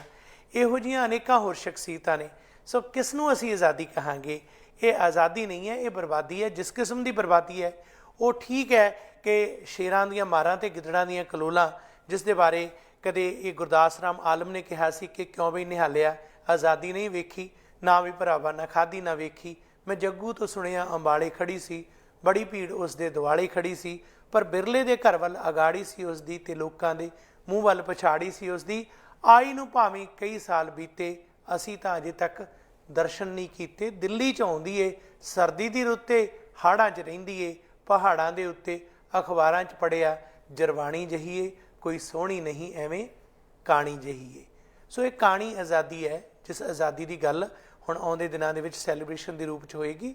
ਇਸੇ ਹੀ ਆਜ਼ਾਦੀ ਤੋਂ ਪਹਿਲਾਂ ਗੁਲਾਮੀ ਦੀਆਂ ਜੰਜੀਰਾਂ ਤੋੜਨ ਲਈ ਇੱਕ ਹੋਰ ਸ਼ਖਸੀਅਤ ਜਿਸ ਨੇ ਮਹਾਨ ਭੂਮਿਕਾ ਨਿਭਾਈ, ਉਹ ਹੈ ਸ਼ਹੀਦ ਆਜ਼ਮ ਸਰਦਾਰ ਊਧਮ ਸਿੰਘ। ਇਹ ਜੁਲਾਈ ਦੇ ਆਖਰੀ ਦਿਨਾਂ ਦੇ ਵਿੱਚ ਹੀ 31 ਜੁਲਾਈ ਨੂੰ ਉਹਨਾਂ ਦਾ ਸ਼ਹੀਦੀ ਦਿਨ ਆਉਂਦਾ। ਸੋ ਉਹਨਾਂ ਦੀ ਮਹਾਨ ਸ਼ਖਸੀਅਤ ਬਾਰੇ ਜ਼ਰੂਰ ਗੱਲਬਾਤ ਕਰੀਏ ਜੀ। ਬਿਲਕੁਲ, ਇਹ ਕਰਨੀ ਬਣਦੀ। ਔਰ ਨਾਲ ਦੇ ਨਾਲ ਇਹ ਵੀ, ਜਿਵੇਂ ਅਸੀਂ ਪਿਛਲੀ ਡਿਸਕਸ਼ਨ ਕੀਤੀ ਦੋ ਸ਼ਖਸੀਅਤਾਂ ਬਾਰੇ, ਉਹਦੇ ਨਾਲ ਕਿਵੇਂ ਇਹਨਾਂ ਦਾ ਮੇਲ ਬਣਦਾ, ਇਹ ਸਾਨੂੰ ਸਮਝਣਾ ਬਹੁਤ ਜ਼ਰੂਰੀ ਹੈ ਜੀ। ਊਧਮ ਸਿੰਘ ਬਾਰੇ ਆਮ ਤੌਰ 'ਤੇ ਕਿਹਾ ਜਾਂਦਾ ਜੀ, ਊਧਮ ਸਿੰਘ ਨੇ ਜਲਿਆਂਵਾਲੇ ਬਾਗ ਦੇ ਸਾਕੇ ਦਾ 20 ਸਾਲਾਂ ਤੋਂ ਬਾਅਦ ਜਾ ਕੇ ਬਦਲਾ ਲਿਆ। ਮਾਈਕਲ ਉਡਵਾਇਰ ਨੂੰ ਸੌਦਾ ਲਾ ਕੇ ਤੇ ਉਸ ਦਾ ਬਦਲਾ ਲਿਆ। ਔਰ ਕਈ ਤਾਂ ਭੁਲੇਖੇ ਵਿੱਚ ਮਾਈਕਲ ਉਡਵਾਇਰ ਤੇ ਡਾਇਰ ਦੇ ਵਿਚਕਾਰ ਕੋਈ ਭਿੰਨ ਭੇਦ ਕੀਤੇ ਬਿਨਾਂ ਹੀ ਇਹ ਵੀ ਛੁਰਲੀ ਛੱਡ ਦਿੰਦੇ ਕਿ ਡਾਇਰ ਦਾ ਸੌਦਾ ਲਾਇਆ। ਹਾਲਾਂਕਿ ਡਾਇਰ ਬਿਮਾਰ ਹੋ ਕੇ ਮਰਿਆ ਸੀਗਾ, ਜਿਹਨੇ ਆਪ ਜਾ ਕੇ ਜਲਿਆਂਵਾਲੇ ਬਾਗ ਦਾ ਸਾਕਾ ਕੀਤਾ। ਪਰ ਸਾਕਾ ਕਿਉਂਕਿ ਮਾਈਕਲ ਉਡਵਾਇਰ ਦੇ ਸਮੇਂ ਦੌਰਾਨ ਹੋਇਆ ਸੀ, ਜਦੋਂ ਪੰਜਾਬ ਦਾ ਗਵਰਨਰ ਸੀ, ਉਹ ਉਸ ਜ਼ਿੰਮੇਵਾਰੀ ਤੋਂ ਭੱਜ ਨਹੀਂ ਸਕਦਾ, ਕਿਉਂਕਿ ਮਾਈਕਲ ਉਡਵਾਇਰ ਨੇ ਵੀ ਉਸ ਸਾਕੇ ਨੂੰ ਜਸਟੀਫਾਈ ਕਰਨ ਦੀ ਕੋਸ਼ਿਸ਼ ਕੀਤੀ ਹੈ। ਉਹ ਤਾਂ ਚਾਹੁੰਦਾ ਸੀ ਕਿ ਬਰਤਾਨਵੀ ਰਾਜ ਭਾਰਤ ਵਿੱਚ ਲੰਮੇ ਸਮੇਂ ਲਈ ਰਵੇ, ਕਿਉਂਕਿ ਉਸ ਦੀ ਬੜੀ ਕੁਰਖਤ ਪਹੁੰਚ ਸੀ ਹਿੰਦੁਸਤਾਨੀਆਂ ਪ੍ਰਤੀ, ਨਸਲੀ ਸੋਚ ਨੂੰ ਪ੍ਰਨਾਇਆ ਹੋਇਆ ਵਿਅਕਤੀ ਸੀਗਾ ਜਿਹੜਾ ਪੰਜਾਬ ਦਾ ਗਵਰਨਰ ਸੀ। ਸਭ ਤੋਂ ਵੱਡੀ ਗੱਲ ਇਹ ਕਿ ਉਸਨੇ ਜਿਹੜੇ ਗਦਰੀ ਮੁੜਨੇ ਸ਼ੁਰੂ ਹੋਏ ਉਹਨਾਂ ਨੂੰ ਬਹੁਤ ਬੁਰੀ ਤਰ੍ਹਾਂ ਤਸੀਹੇ ਵੀ ਦਿੱਤੇ ਗਏ, ਫਾਂਸੀਆਂ ਵੀ ਲਾਈਆਂ ਗਈਆਂ, ਫਰਜ਼ੀ ਅਦਾਲਤਾਂ ਖੜੀਆਂ ਕਰਕੇ ਝੂਠ ਮੂਠ ਮੁਕੱਦਮੇ ਬਣਾ ਕੇ ਤੇ ਫਾਂਸੀ ਚਾੜ ਦਿੱਤੇ ਗਏ ਕਈ। ਸੋ ਮਾਈਕਲ ਉਡਵਾਇਰ ਨੇ ਇਸ ਕਿਸਮ ਦੀ ਆਪਣੀ ਭੂਮਿਕਾ ਅਦਾ ਕੀਤੀ ਸੀ ਔਰ ਉਹ ਊਧਮ ਸਿੰਘ ਦੇ ਨਿਸ਼ਾਨੇ ਤੇ ਸੀ। ਊਧਮ ਸਿੰਘ ਬਾਕੀ ਇਨਕਲਾਬੀਆਂ ਵਾਂਗੂ ਜਲਿਆਂਵਾਲੇ ਬਾਗ ਦੇ ਸਾਕੇ ਕਰਕੇ ਪਰੇਸ਼ਾਨ ਜ਼ਰੂਰ ਹੋਇਆ ਜੀ, ਪਰ ਜੇ ਇਹ ਕਹੀਏ ਕਿ ਜਲਿਆਂਵਾਲੇ ਬਾਗ ਦੇ ਸਾਕੇ ਦਾ ਬਦਲਾ ਉਹਨੇ 20 ਸਾਲਾਂ ਬਾਅਦ ਲਿਆ ਔਰ ਕੋਈ ਇਹ ਕਵੇ ਕਿ ਮੌਕੇ ਤੇ ਜਾ ਕੇ ਉਸਨੂੰ ਲੱਗਾ ਕਿ ਕੁਝ ਕੀਤਾ ਜਾਵੇ, ਤੇ ਇਹ ਗੱਲਾਂ ਗਲਤ ਨੇ, ਕਿਉਂਕਿ ਊਧਮ ਸਿੰਘ ਬਾਰੇ ਬਹੁਤ ਕੱਚ ਘਰੜ ਕਿਸਮ ਦੀ ਜਾਣਕਾਰੀ ਉਡਾਈ ਗਈ ਹੈ। ਊਧਮ ਸਿੰਘ ਗਦਰ ਪਾਰਟੀ ਦੇ ਸੰਪਰਕ 'ਚ ਬਹੁਤ ਪਹਿਲਾਂ ਆ ਚੁੱਕਾ ਸੀ, ਗਦਰ ਪਾਰਟੀ ਦਾ ਉਸ 'ਤੇ ਪ੍ਰਭਾਵ ਵੀ ਸੀਗਾ। ਜਦੋਂ ਇੱਕ ਵਾਰ 1927 ਵਿੱਚ ਗ੍ਰਿਫਤਾਰ ਹੋਇਆ ਪੰਜਾਬ ਦੇ ਵਿੱਚ, ਤਾਂ ਉਸ ਕੋਲੋਂ ਗਦਰ ਸਮੱਗਰੀ ਵੀ ਬਰਾਮਦ ਹੋਈ ਹੈ ਜੀ। ਬਾਅਦ ਜਦੋਂ ਫਿਰ ਉਸ ਦਾ ਮੌਕਾ ਬਣਿਆ ਬਾਹਰ ਜਾਣ ਦਾ, ਕਿਧਰੇ ਨਾ ਕਿਧਰੇ ਉਸਦੇ ਮਨ 'ਚ ਸੀ ਕਿ ਗਦਰੀਆਂ ਨੂੰ ਫਾਹੇ ਲਾਉਣ ਵਾਲੇ ਇਸ ਉਡਵਾਇਰ ਨੂੰ ਮੌਕਾ ਆਉਣ 'ਤੇ ਠੋਕਿਆ ਜਾਵੇ। ਅਖੀਰ 'ਚ ਕੈਕਸਟਨ ਹਾਲ ਵਿੱਚ ਉਸਨੇ ਕਾਰਾ ਕਰ ਦਿੱਤਾ। ਸੋ ਵੱਡੀ ਗੱਲ ਇਹ ਹੈ ਕਿ ਉਸਨੂੰ ਗਦਰ ਨਾਇਕ ਵਜੋਂ ਸਮਝਿਆ ਜਾਵੇ। ਗਦਰ ਪਾਰਟੀ ਦੇ ਮਿਸ਼ਨ ਨੂੰ ਉਸਨੇ ਅੱਗੇ ਤੋਰਿਆ, ਇਹ ਸਮਝਣਾ ਬਹੁਤ ਜ਼ਰੂਰੀ ਹੈ। ਔਰ ਦਿਲਚਸਪ ਗੱਲ ਇੱਕ ਹੋਰ ਵੀ ਹੈ ਕਿ ਗਦਰ ਪਾਰਟੀ ਦਾ ਨਾਇਕ ਕਰਤਾਰ ਸਿੰਘ ਸਰਾਭਾ ਭਗਤ ਸਿੰਘ ਦਾ ਪ੍ਰੇਰਨਾ ਸਰੋਤ ਸੀ ਔਰ ਭਗਤ ਸਿੰਘ ਊਧਮ ਸਿੰਘ ਦਾ ਪ੍ਰੇਰਨਾ ਸਰੋਤ ਸੀ। ਸੋ ਇੱਕ ਕੜੀ ਬਣਦੀ ਪੂਰੀ ਜੀ, ਇਹ ਕੜੀ ਵੀ ਸਮਝਣੀ ਬਹੁਤ ਜ਼ਰੂਰੀ ਹੈ। ਸੋ ਗਦਰ ਪਾਰਟੀ ਨਾਲ ਜਿਹੜਾ ਊਧਮ ਸਿੰਘ ਦਾ ਸੰਬੰਧ ਸੀ ਉਸ ਨੂੰ ਉਸ ਤੋਂ ਵੱਖਰਾ ਕਰਕੇ ਨਹੀਂ ਵੇਖਿਆ ਜਾ ਸਕਦਾ। ਉਡਵਾਇਰ ਦੇ ਕਤਲ ਨੂੰ ਗਦਰ ਪਾਰਟੀ ਦੇ ਲੋਕਾਂ ਨਾਲ ਜਿਹੜੀਆਂ ਧੱਕੇਸ਼ਾਹੀਆਂ ਹੋਈਆਂ ਉਡਵਾਇਰ ਦੇ ਦੌਰ ਦੌਰਾਨ, ਉਸ ਨੂੰ ਉਸ ਤੋਂ ਵੱਖ ਕਰਕੇ ਨਹੀਂ ਵੇਖਿਆ ਜਾ ਸਕਦਾ। ਕਹਿਣ ਦਾ ਮਤਲਬ ਕਿ 20 ਸਾਲ ਊਧਮ ਸਿੰਘ ਇਸ ਤਾਕ 'ਚ ਰਿਹਾ ਕਿ ਕਦੋਂ ਉਡਵਾਇਰ ਦਾ ਸੌਦਾ ਲਾਇਆ ਜਾਵੇ। ਸੋ ਉਹ ਕੋਈ ਮੌਕਾ ਮਿਲ ਨਹੀਂ ਸੀ ਕਿ ਉਹ ਗਿਆ ਤਾਂ ਉਸਨੂੰ ਪਤਾ ਲੱਗਾ, ਜਿਵੇਂ ਕਈ ਲੋਕ ਗੱਲਾਂ ਬਣਾਉਂਦੇ ਆ, ਔਰ ਮਾਰਿਆ ਵੀ ਸੀ ਉਡਵਾਇਰ ਨੂੰ ਜਿਹੜਾ ਕਿ ਗਵਰਨਰ ਸੀਗਾ, ਨਾ ਕਿ ਉਸ ਡਾਇਰ ਨੂੰ ਜਿਹੜਾ ਬਿਮਾਰੀ ਨਾਲ ਮਰਿਆ। ਔਰ ਇਹ ਵੀ ਨਹੀਂ, ਉਸ ਦੇ ਵਿੱਚ ਦੱਸਿਆ ਵੀ ਜਾਂਦਾ ਕਿ ਜਦੋਂ ਉਸਨੇ ਗੋਲੀਆਂ ਦਾਗੀਆਂ ਤਾਂ 2-3 ਹੋਰ ਕੁਝ ਬਰਤਾਨਵੀ ਜਿਹੜੇ ਪੁਰਜੇ ਸੀਗੇ ਉਹ ਵੀ ਉਹਦੇ ਨਿਸ਼ਾਨੇ ਤੇ ਸੀ।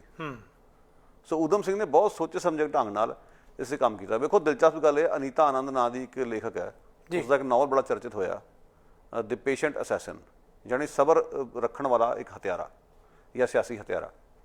ਅਸੈਸਿਨ ਆਮ ਤੌਰ 'ਤੇ ਅਸੀਂ ਅਸੈਸੀਨੇਸ਼ਨ ਦਾ ਮਤਲਬ ਹੁੰਦਾ ਸਿਆਸੀ ਕਤਲ, ਜਿਹੜਾ ਮਰਡਰ ਅਸੀਂ ਜਦੋਂ ਕਹਿੰਦੇ ਹਾਂ ਉਹ ਉਹਨਾਂ ਹਥਿਆਰਾ, ਕਿਸੇ ਦਾ ਮਰਡਰ ਕਰਨਾ, ਕਤਲ ਜਾਂ ਮਰਡਰ ਹਥਿਆਰਾ ਹੋ ਸਕਦਾ, ਪਰ ਅਸੈਸਿਨ ਦਾ ਮਤਲਬ ਜਿਹੜਾ ਸਿਆਸੀ ਹਥਿਆਰਾ, ਜਿਸ ਨੇ ਮਿੱਥ ਕੇ ਸਿਆਸੀ ਉਦੇਸ਼ ਨਾਲ ਕੋਈ ਕਤਲ ਕੀਤਾ, ਐਵੇਂ ਨਹੀਂ ਤੁਰੇ ਫਿਰਦੇ ਕਿਸੇ ਇਨੋਸੈਂਟ ਬੰਦੇ ਨੂੰ ਮਾਰਤਾ। ਦ ਪੇਸ਼ੈਂਟ ਅਸੈਸਿਨ ਦਾ ਮਤਲਬ ਹੈ ਕਿ ਕੋਈ ਇਹੋ ਜਿਹਾ ਇੱਕ ਸਿਆਸੀ ਹਥਿਆਰਾ ਜਿਹੜਾ ਕਈ ਸਾਲ ਸਬਰ ਕਰਕੇ ਬੈਠਾ ਰਿਹਾ। ਉਹ ਨਾਵਲ ਬੜਾ ਚਰਚਿਤ ਉਸਦਾ ਹੋਇਆ, ਉਹ ਨਾਵਲ 'ਚ ਕਿਸੇ ਨੂੰ ਮੌਕਾ ਲੱਗੇ ਜ਼ਰੂਰ ਪੜ੍ਹੇ। ਸੋ ਕਹਿਣ ਦਾ ਮਤਲਬ ਊਧਮ ਸਿੰਘ ਜਿਹੜਾ ਹੈ, ਉਸ ਦਾ ਜਿਹੜਾ ਇੰਨੇ ਸਾਲ ਸਬਰ ਕਰਕੇ ਮੌਕਾ ਤਾੜ ਕੇ ਫਿਰ ਜਾ ਕੇ ਸੌਦਾ ਲਾਉਣਾ ਮਾਈਕਲ ਉਡਵਾਇਰ ਦਾ, ਉਹ ਬਹੁਤ ਵੱਡੀ ਘਟਨਾ ਸੀ। ਉਸ ਨੂੰ ਨਿਰਾ ਪੂਰਾ ਜਲਿਆਂਵਾਲੇ ਬਾਗ ਦੇ ਇੱਕ ਸਾਕੇ ਨਾਲ ਜੋੜ ਕੇ ਨਾ ਵੇਖੋ, ਉਹਨੂੰ ਗਦਰ ਪਾਰਟੀ ਦੀ ਲਹਿਰ ਦੇ ਸਮੁੱਚਤਾ ਵਿੱਚ ਰੱਖ ਕੇ ਵੇਖੋ। ਸਾਨੂੰ ਤਾਂ ਸਮਝ ਆਏਗੀ ਕਿ ਊਧਮ ਸਿੰਘ ਦੀ ਦੇਣ ਜਿਹੜੀ ਸੀ ਉਹ ਕਿੱਡੀ ਵਿਸ਼ਾਲ ਸੀ।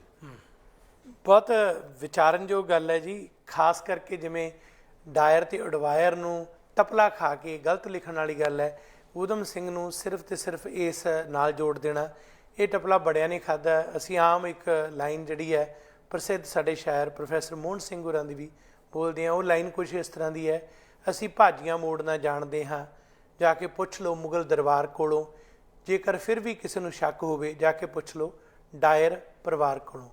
ਅਸਲ 'ਚ ਡਾਇਰ ਪਰਿਵਾਰ ਨਹੀਂ, ਅਡਵਾਇਰ ਸੀ। ਸੋ ਕਿ ਇਸ ਗੱਲ ਨੂੰ ਲੈ ਕੇ ਬਹੁਤ ਸਾਰੇ ਲੋਕ ਅਕਸਰ ਚੱਕਰਾਂ 'ਚ ਪੈ ਜਾਂਦੇ ਨੇ। ਬਿਲਕੁਲ ਇਸ ਗੱਲ ਦਾ ਨਿਰਣਾ ਕਰਨਾ ਜ਼ਰੂਰੀ ਹੈ। ਅਡਵਾਇਰ ਮਾਈਕਲ ਅਡਵਾਇਰ, ਜਿਹੜਾ ਕਿ ਜਿਸ ਦੇ ਨਾਂ ਨਾਲ ਸਰ ਲਾਇਆ ਗਿਆ ਸੀ ਅੰਗਰੇਜ਼ਾਂ ਦੇ ਵੱਲੋਂ, ਗਵਰਨਰ ਸੀ, ਅਤੇ ਜਨਰਲ ਡਾਇਰ ਜਰਨੈਲ ਸੀ, ਜਿਹੜਾ ਕਿ ਹਮਲਾ ਕਰਨ ਦੇ ਵਿੱਚ ਪੁਲਿਸ ਦਾ ਮੁਖੀ ਸੀ, ਜਿਨ੍ਹਾਂ ਜਲਿਆਂਵਾਲੇ ਬਾਗ ਦਾ ਸਾਕਾ ਕੀਤਾ। ਪਰ ਬਿਲਕੁਲ ਇਹੀ ਗੱਲ ਊਧਮ ਸਿੰਘ ਦੇ ਜੀਵਨ ਦੀ ਕਿ ਉਹ ਚਿੰਤਕ ਕਿੱਡਾ ਵੱਡਾ ਸੀ। ਉਹ ਆਰੰਭ ਤੋਂ ਜਦੋਂ ਸਿੱਖ ਯਤੀਮਖਾਨੇ ਦੇ ਵਿੱਚ ਪਲਿਆ, ਜਿਸ ਦੇ ਵਿੱਚ ਗੁਰਬਤ ਦੀ ਜ਼ਿੰਦਗੀ, ਪਰਿਵਾਰ ਦੀਆਂ ਉਹ ਲੋੜਾਂ, ਜਿਸ ਦੇ ਕਾਰਨ ਉਸ ਦੇ ਹਾਲਾਤ ਕੁਝ ਇਸ ਤਰ੍ਹਾਂ ਦੇ ਬਣੇ, ਆਪਣੇ ਮਾਪਿਆਂ ਦਾ ਸਿਰ ਤੋਂ ਛਾਇਆ ਉੱਠ ਜਾਣਾ, ਫਿਰ ਅੰਮ੍ਰਿਤਸਰ ਯਤੀਮਖਾਨੇ ਦੇ ਵਿੱਚ ਆਉਣਾ, ਉੱਥੇ ਸੇਵਾ ਕਰਨੀ, ਅਤੇ ਉਹ ਜਜ਼ਬਾ ਵੀ ਅੰਦਰ ਊਧਮ ਸਿੰਘ ਦੇ ਸੀ, ਜਿਹੜਾ ਕਿ ਉਹ ਵਿਰਸੇ ਦੇ ਵਿੱਚ ਉਹਨਾਂ ਦੇ ਕੋਲ ਸੀ। ਜਿਹੜੇ ਲੋਕ ਇਸ ਗੱਲ ਤੋਂ ਮੁਨਕਰ ਹੋ ਜਾਂਦੇ ਨੇ ਉਹ ਸਮਝਣ ਕਿ ਸਿੱਖ ਯਤੀਮਖਾਨੇ ਦੇ ਵਿੱਚ ਰਹਿੰਦਿਆਂ ਹੋਇਆਂ ਉਸ ਨੇ ਉਹ ਸੇਧ ਲਈ ਜਿਹੜੀ ਉਹ ਸ਼ਹਾਦਤਾਂ ਦਾ ਇਤਿਹਾਸ, ਜ਼ੁਲਮ ਦੇ ਖਿਲਾਫ ਲੜਨ ਦਾ ਇਤਿਹਾਸ, ਗੁਰੂ ਸਾਹਿਬਾਨਾਂ ਦਾ ਇਤਿਹਾਸ, ਜਿਸ ਦੇ ਵਿੱਚ ਜ਼ਾਲਮ ਜਿਹੜਾ ਵੀ ਮਰਜ਼ੀ ਹੋਵੇ, ਉਸ ਦਾ ਰੰਗ ਕੀ ਹੈ, ਮੁਗਲ ਹੈ, ਅੰਗਰੇਜ਼ ਹੈ ਜਾਂ ਭਗਵਾ ਹੈ, ਕੋਈ ਵੀ ਹੈ, ਉਸ ਦੇ ਖਿਲਾਫ ਲੜਨਾ, ਇਹ ਪ੍ਰੇਰਨਾ ਉੱਥੋਂ ਮਿਲੀ। ਅਤੇ ਉਸ ਤੋਂ ਬਾਅਦ ਉਹ ਜਜ਼ਬਾ ਜਿਹੜਾ ਮਜ਼ਬੂਤ ਹੋਇਆ। ਉਸ ਜਲ੍ਹਿਆਂਵਾਲੇ ਬਾਗ ਦੀ ਘਟਨਾ ਜਦੋਂ ਦਰਬਾਰ ਸਾਹਿਬ ਦੇ ਕੋਲੇ ਵਾਪਰੀ, ਉਸ ਦਾ ਚਸ਼ਮਦੀਦ, ਉਸ ਦਾ ਹਾਲਾਤ ਜਿਹੜਾ ਦੇਖਿਆ, ਉਸ ਨੇ ਅਸਰ ਪਾਇਆ ਜ਼ਰੂਰ। ਉਸ ਤੋਂ ਬਾਅਦ ਜਿਹੜੇ ਅਸਰ ਲਗਾਤਾਰ ਵੱਧਦੇ ਗਏ, ਜਿਸ ਤਰੀਕੇ ਨਾਲ ਗਦਰੀਆਂ ਦੇ ਇਤਿਹਾਸ ਬਾਰੇ 1914-15 ਤੋਂ ਜਦੋਂ ਪੰਜਾਬ ਦੇ ਵਿੱਚ ਵਾਪਸ ਪਰਤ ਕੇ ਗਦਰੀ ਲੋਕ ਯੋਧੇ ਅਗਾਂਹ ਵਧੂ ਅੱਗੇ ਆਏ, ਉਹਨਾਂ ਦੀ ਜਿਹੜੀ ਪ੍ਰੇਰਨਾ ਸੀ ਉਹ ਵੀ ਊਧਮ ਸਿੰਘ ਦੇ ਜੀਵਨ ਲਈ ਸੇਧ ਸੀ। ਅਤੇ ਬਿਲਕੁਲ ਕਰਤਾਰ ਸਿੰਘ ਸਰਾਭਾ ਜੋ ਭਗਤ ਸਿੰਘ ਦਾ ਪ੍ਰੇਰਨਾ ਸਰੋਤ ਸੀ, ਅਤੇ ਭਗਤ ਸਿੰਘ ਤੋਂ ਪ੍ਰੇਰਨਾ ਊਧਮ ਸਿੰਘ ਨੇ ਲਈ। ਹੁਣ ਇੱਕ ਨਾਮ ਉਹਨਾਂ ਨੇ ਵੱਖ-ਵੱਖ ਆਪਣੇ ਨਾਮ ਰੱਖੇ ਬਾਹਰ ਵਿਦੇਸ਼ਾਂ 'ਚ ਜਾਣ ਲਈ। ਇੱਕ ਚੇਤਨ ਪੱਧਰ 'ਤੇ ਕਦੇ ਉਹਨਾਂ ਦਾ ਨਾਂ ਕੁਛ ਸੀ, ਕਿਤੇ ਹੋਰ ਕੁਝ ਨਾਂ ਸੀ।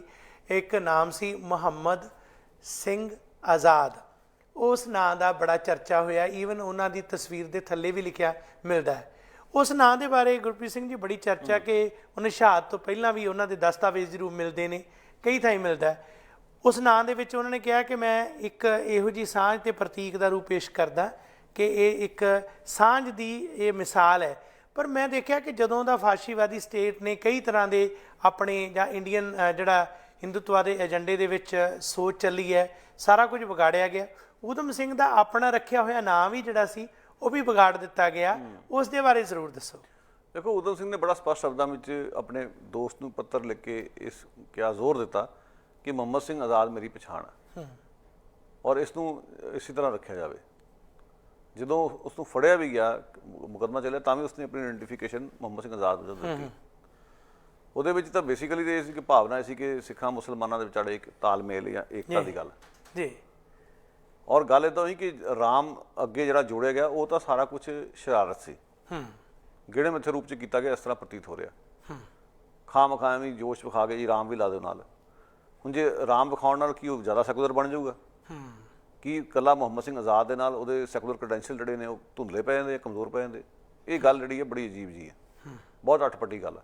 ਜਿਸ ਤਰ੍ਹਾਂ ਦਾ ਅਸੀਂ ਵਰਤਾਰਾ ਹੁਣ ਵੇਖ ਰਹੇ ਹਾਂ ਕਿ ਇਹੋ ਜਿਹੇ ਮੱਲੋ ਮੱਲੀ ਸ਼ਹੀਦਾਂ ਨੂੰ ਮਾਰਿਆ ਜਾ ਰਿਹਾ, ਜਾਲੀ ਸ਼ਹੀਦਾਂ ਨੂੰ, ਜਿਹੜੇ ਸ਼ਹੀਦ ਵੀ ਹੈ ਨਹੀਂ, ਸ਼ਹੀਦ ਕੌਣ ਦੇ ਹਕਦਾਰ ਵੀ ਹੈ ਨਹੀਂ, ਜਿਨ੍ਹਾਂ ਨੂੰ ਮੱਲੋ ਮੱਲੀ ਠੋਸਿਆ ਜਾ ਰਿਹਾ ਲੋਕਾਂ ਦੇ ਉੱਤੇ ਇਨਕਲਾਬੀ ਬਣਾ ਕੇ, ਜਿਨ੍ਹਾਂ ਨੇ ਆਜ਼ਾਦੀ ਲੜਾਈ ਨੂੰ ਪਿੱਠ ਦਿੱਤੀ ਹੈ, ਜਿਨ੍ਹਾਂ ਹੱਥ ਗਾਂਧੀ ਦੇ ਕਤਲ 'ਚ ਵੀ ਰਿਹਾ, ਹੋਰ ਅਨੇਕਾਂ ਕਿਸਮ ਦੀਆਂ ਵਿਵਾਦਗ੍ਰਸਤ ਗਤੀਵਿਧੀਆਂ 'ਚ ਇਨਵੋਲਵ ਰਹੇ ਨੇ। ਉਹੋ ਜਿਹੇ ਜਾਲੀ ਨਾਇਕ ਠੋਸੇ ਜਾ ਰਹੇ ਲੋਕਾਂ ਤੇ ਜਿਸ ਸੋਚ ਅਧੀਨ।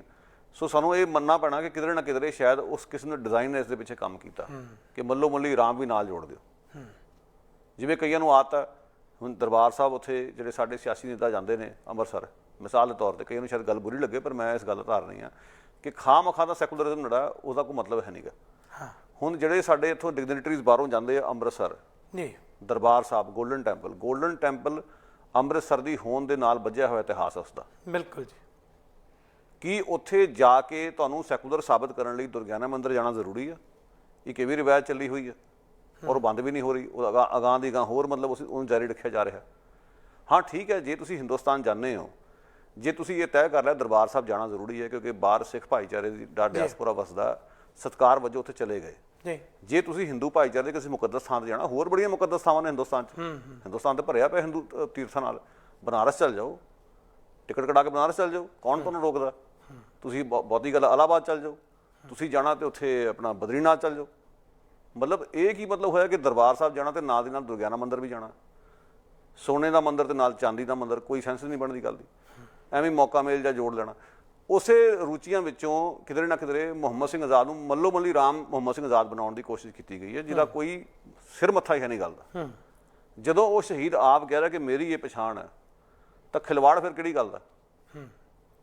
ਸੋ ਇਹ ਗੱਲਾਂ ਜਿਹੜੀਆਂ ਨੇ ਬਹੁਤ ਮਤਲਬ ਤਕਲੀਫ ਦੇ ਨੇ ਔਰ ਦਿੱਕਤ ਭਰਪੂਰ ਨੇ। ਇੱਕ ਇਹ ਗੱਲ ਜਿਹੜੀ ਤੁਸੀਂ ਬੜੀ ਕਮਾਲ ਦੀ ਗੱਲ ਕਹੀ ਹੈ ਕਿ ਇੱਕ ਅਖੌਤੀ ਸੈਕੂਲਰਿਜ਼ਮ ਜਿਹੜਾ ਕਿ ਦਿਖਾਵੇ ਦਾ ਸੈਕੂਲਰਿਜ਼ਮ ਹੈ, ਜਿਸ ਨੂੰ ਲੈ ਕੇ ਬੜੀ ਚਰਚਾ ਹੁੰਦੀ ਹੈ ਕਿ ਦੇਖੋ ਜੀ ਅਸੀਂ ਨਾਅਰੇਬਾਜ਼ੀ ਵੀ ਕਿਉਂ ਕਰਦੇ ਹਾਂ, ਹਿੰਦੂ ਸਿੱਖ ਏਕਤਾ ਜਾਂ ਹਿੰਦੂ ਮੁਸਲਿਮ ਸਿੱਖ ਈਸਾਈ, ਕਈ ਵਾਰੀ ਹੋਰ ਕਈ ਤਰ੍ਹਾਂ ਦੇ ਇਸ ਤਰ੍ਹਾਂ ਪ੍ਰੈਜ਼ੈਂਟ ਕਰਨਾ। ਜੇ ਤਾਂ ਭਾਵਨਾ ਹੈ ਸਪਸ਼ਟ ਜਿਸ ਦੇ ਵਿੱਚ ਕੋਈ ਦੋ ਰਾਵਾਂ ਨਹੀਂ, ਫਿਰ ਤਾਂ ਉਹ ਗੱਲ ਕਲੀਅਰ ਹੈ। ਪਰ ਸਿਰਫ ਇਸ ਕਰਕੇ ਕਿ ਅਸੀਂ ਇੱਕ ਆਪਣੇ ਆਪ ਨੂੰ ਸੈਕੂਲਰਸ ਪੇਸ਼ ਕਰਨਾ ਤੇ ਨਾਵਾਂ ਨੂੰ ਇਸ ਤਰ੍ਹਾਂ ਘੜ ਲੈਣਾ। ਕਿਤਾਬਾਂ ਦੇ ਉੱਪਰ ਊਧਮ ਸਿੰਘ ਦੀਆਂ ਛਪੀਆਂ ਕਿਤਾਬਾਂ, ਉਹਨਾਂ ਦੇ ਉੱਪਰ ਊਧਮ ਸਿੰਘ ਹੋਰਾਂ ਦਾ ਨਾਮ ਰਾਮ ਮੁਹੰਮਦ ਸਿੰਘ ਆਜ਼ਾਦ ਇਸ ਤਰ੍ਹਾਂ ਲਿਖਿਆ ਹੋਇਆ। ਇਉਂ ਲੱਗਦਾ ਕਿ ਫਿਲਮ ਦੀ ਕੋਈ ਸਟੋਰੀ ਬਣ ਰਹੀ ਹੈ। ਕੀ ਲੋੜ ਹੈ? ਜਿਹੜਾ ਵਿਅਕਤੀ ਇਸ ਗੱਲ ਤੋਂ ਉੱਪਰ ਹੈ ਕਿ ਉਸ ਨੂੰ ਕੋਈ ਮਜ਼ਹਬੀ ਕੱਟੜਤਾ ਹੈ ਹੀ ਨਹੀਂ ਹੈ, ਉਹਦੀ ਸੇਧ ਸਿੱਧੀ ਜਿਹੜੀ ਹੈ ਸਪਸ਼ਟ ਹੈ ਕਿ ਮੈਂ ਜੇ ਪ੍ਰੇਰਨਾ ਲਈ ਹੈ, ਸਿੱਖ ਪਰਿਵਾਰ 'ਚ ਜਨਮਿਆ, ਤਾਂ ਮੇਰੀ ਇਹ ਪ੍ਰੇਰਨਾ ਇਸ ਸੰਘਰਸ਼ ਦਾ ਆਧਾਰ ਹੈ। ਪਰ ਇਸ ਦੇ ਨਾਲ ਮੈਂ ਗਦਰ ਲਹਿਰ ਦੇ ਦੇਸ਼ ਵਿਦੇਸ਼ 'ਚ ਜਿਹੜੇ ਅੱਡੇ ਨੇ, ਜਿੱਥੇ ਧਰਮ ਨਿਰਪੱਖਤਾ ਦਾ ਮਾਹੌਲ ਹੈ, ਉਸ ਦੇ ਨਾਲ ਵੀ ਜੁੜਿਆ ਹੋਇਆ। ਜੇ ਕੋਈ ਹਿੰਦੂ ਮੁਸਲਮਾਨ ਭਾਈਚਾਰੇ ਵਾਲੇ ਨੇ, ਉਹ ਵੀ ਮੇਰੇ ਆਪਣੇ ਖਿਲਾਫ ਵਿੱਚ ਨੇ, ਅਤੇ ਮੈਂ ਜਿਨ੍ਹਾਂ ਨੇ ਲੜ ਰਿਹਾ ਉਹ ਨਾ ਤਾਂ ਇਕੱਲੇ ਸਿੱਖ ਨੇ ਅਤੇ ਨਾ ਮੁਸਲਮਾਨ ਨੇ, ਦੇਸ਼ ਦੇ ਵਿੱਚ ਸਾਰੇ ਹੀ ਗੁਲਾਮ ਨੇ। ਤਾਂ ਫਿਰ ਇਹ ਮੋਹਰ ਲਾਉਣੀ ਜ਼ਰੂਰੀ ਹੈ। ਕਈ ਇਹੋ ਜਿਹੇ ਨੇ ਅੱਜ ਕੱਲ੍ਹ ਜਿਹੜੇ ਸਵਰਕਰ ਪੱਖੀ ਜਾਂ ਉਹੀ ਜਿਹੀ ਸੋਚ ਵਾਲੇ ਨੇ, ਉਹ ਜੇਬ ਵਿੱਚ ਪਾ ਕੇ ਮੋਹਰ ਰੱਖਦੇ ਨੇ, ਜਿੱਥੇ ਜੀ ਕਰਦਾ ਠਾਹ ਦੇ ਕੇ ਲਾ ਦਿੰਦੇ ਨੇ। ਹੁਣ ਰਾਮ ਮੁਹੰਮਦ ਸਿੰਘ ਆਜ਼ਾਦ ਵੀ ਬਣਾ ਦਿੱਤਾ। ਖਿਆਲ ਕਰਿਆ ਕਰੋ, ਖਾਸ ਤੌਰ 'ਤੇ ਲੇਖਕ ਕਵਿਤਾਵਾਂ ਇੱਥੇ ਲਿਖੀ ਜਾਂਦੇ ਨੇ। ਵੈਨਕੂਵਰ ਦੇ ਵਿੱਚ ਪੜ੍ਹੀਆਂ ਕਈਆਂ ਨੇ ਕਿਤਾਬਾਂ, ਉਹਨੂੰ ਪਤਾ ਹੀ ਨਹੀਂ, ਕੋਈ ਪੜ੍ਹਿਆ ਪੁੜਿਆ ਕਦੇ ਹੁੰਦਾ ਹੀ ਨਹੀਂ। ਦੋ ਚਾਰ ਕਈ ਵਾਰ ਇੱਧਰਲੀਆਂ ਜੋੜ ਕੇ ਇੱਧਰੋਂ ਉੱਧਰੋਂ ਮਸਾਲਾ ਮਿਲਿਆ ਅਤੇ ਅੱਗੇ ਤੋਰਤਾ। ਇਹ ਵੀ ਬਹੁਤ ਵੱਡੀ ਮੂਰਖਤਾ ਹੈ ਕਿ ਉਸ ਚੀਜ਼ ਨੂੰ, ਗਲਤ ਸੁਨੇਹੇ ਨੂੰ ਅਗਾਂਹ ਤੋਰਨਾ। ਥੋੜ੍ਹੀ ਖੋਜ ਕਰ ਲਿਆ ਕਰੋ, ਪੜ੍ਹ ਲਿਆ ਕਰੋ। ਕੋਈ ਡਾਂਗ ਲੈ ਕੇ ਨਹੀਂ ਖੜਾ ਕਿ ਅਸੀਂ ਲਿਖਣਾ ਹੀ ਲਿਖਣਾ, ਅਤੇ ਲਿਖਣਾ ਵੀ ਇਹੋ ਜਿਹਾ ਜਿਹਦਾ ਇੱਕ ਨਵਾਂ ਸੰਕਟ ਪੈਦਾ ਕਰੇ, ਜਿਹੜੀ ਨਵੀਂ ਇੱਕ ਸਮੱਸਿਆ ਖੜੀ ਕਰੇ।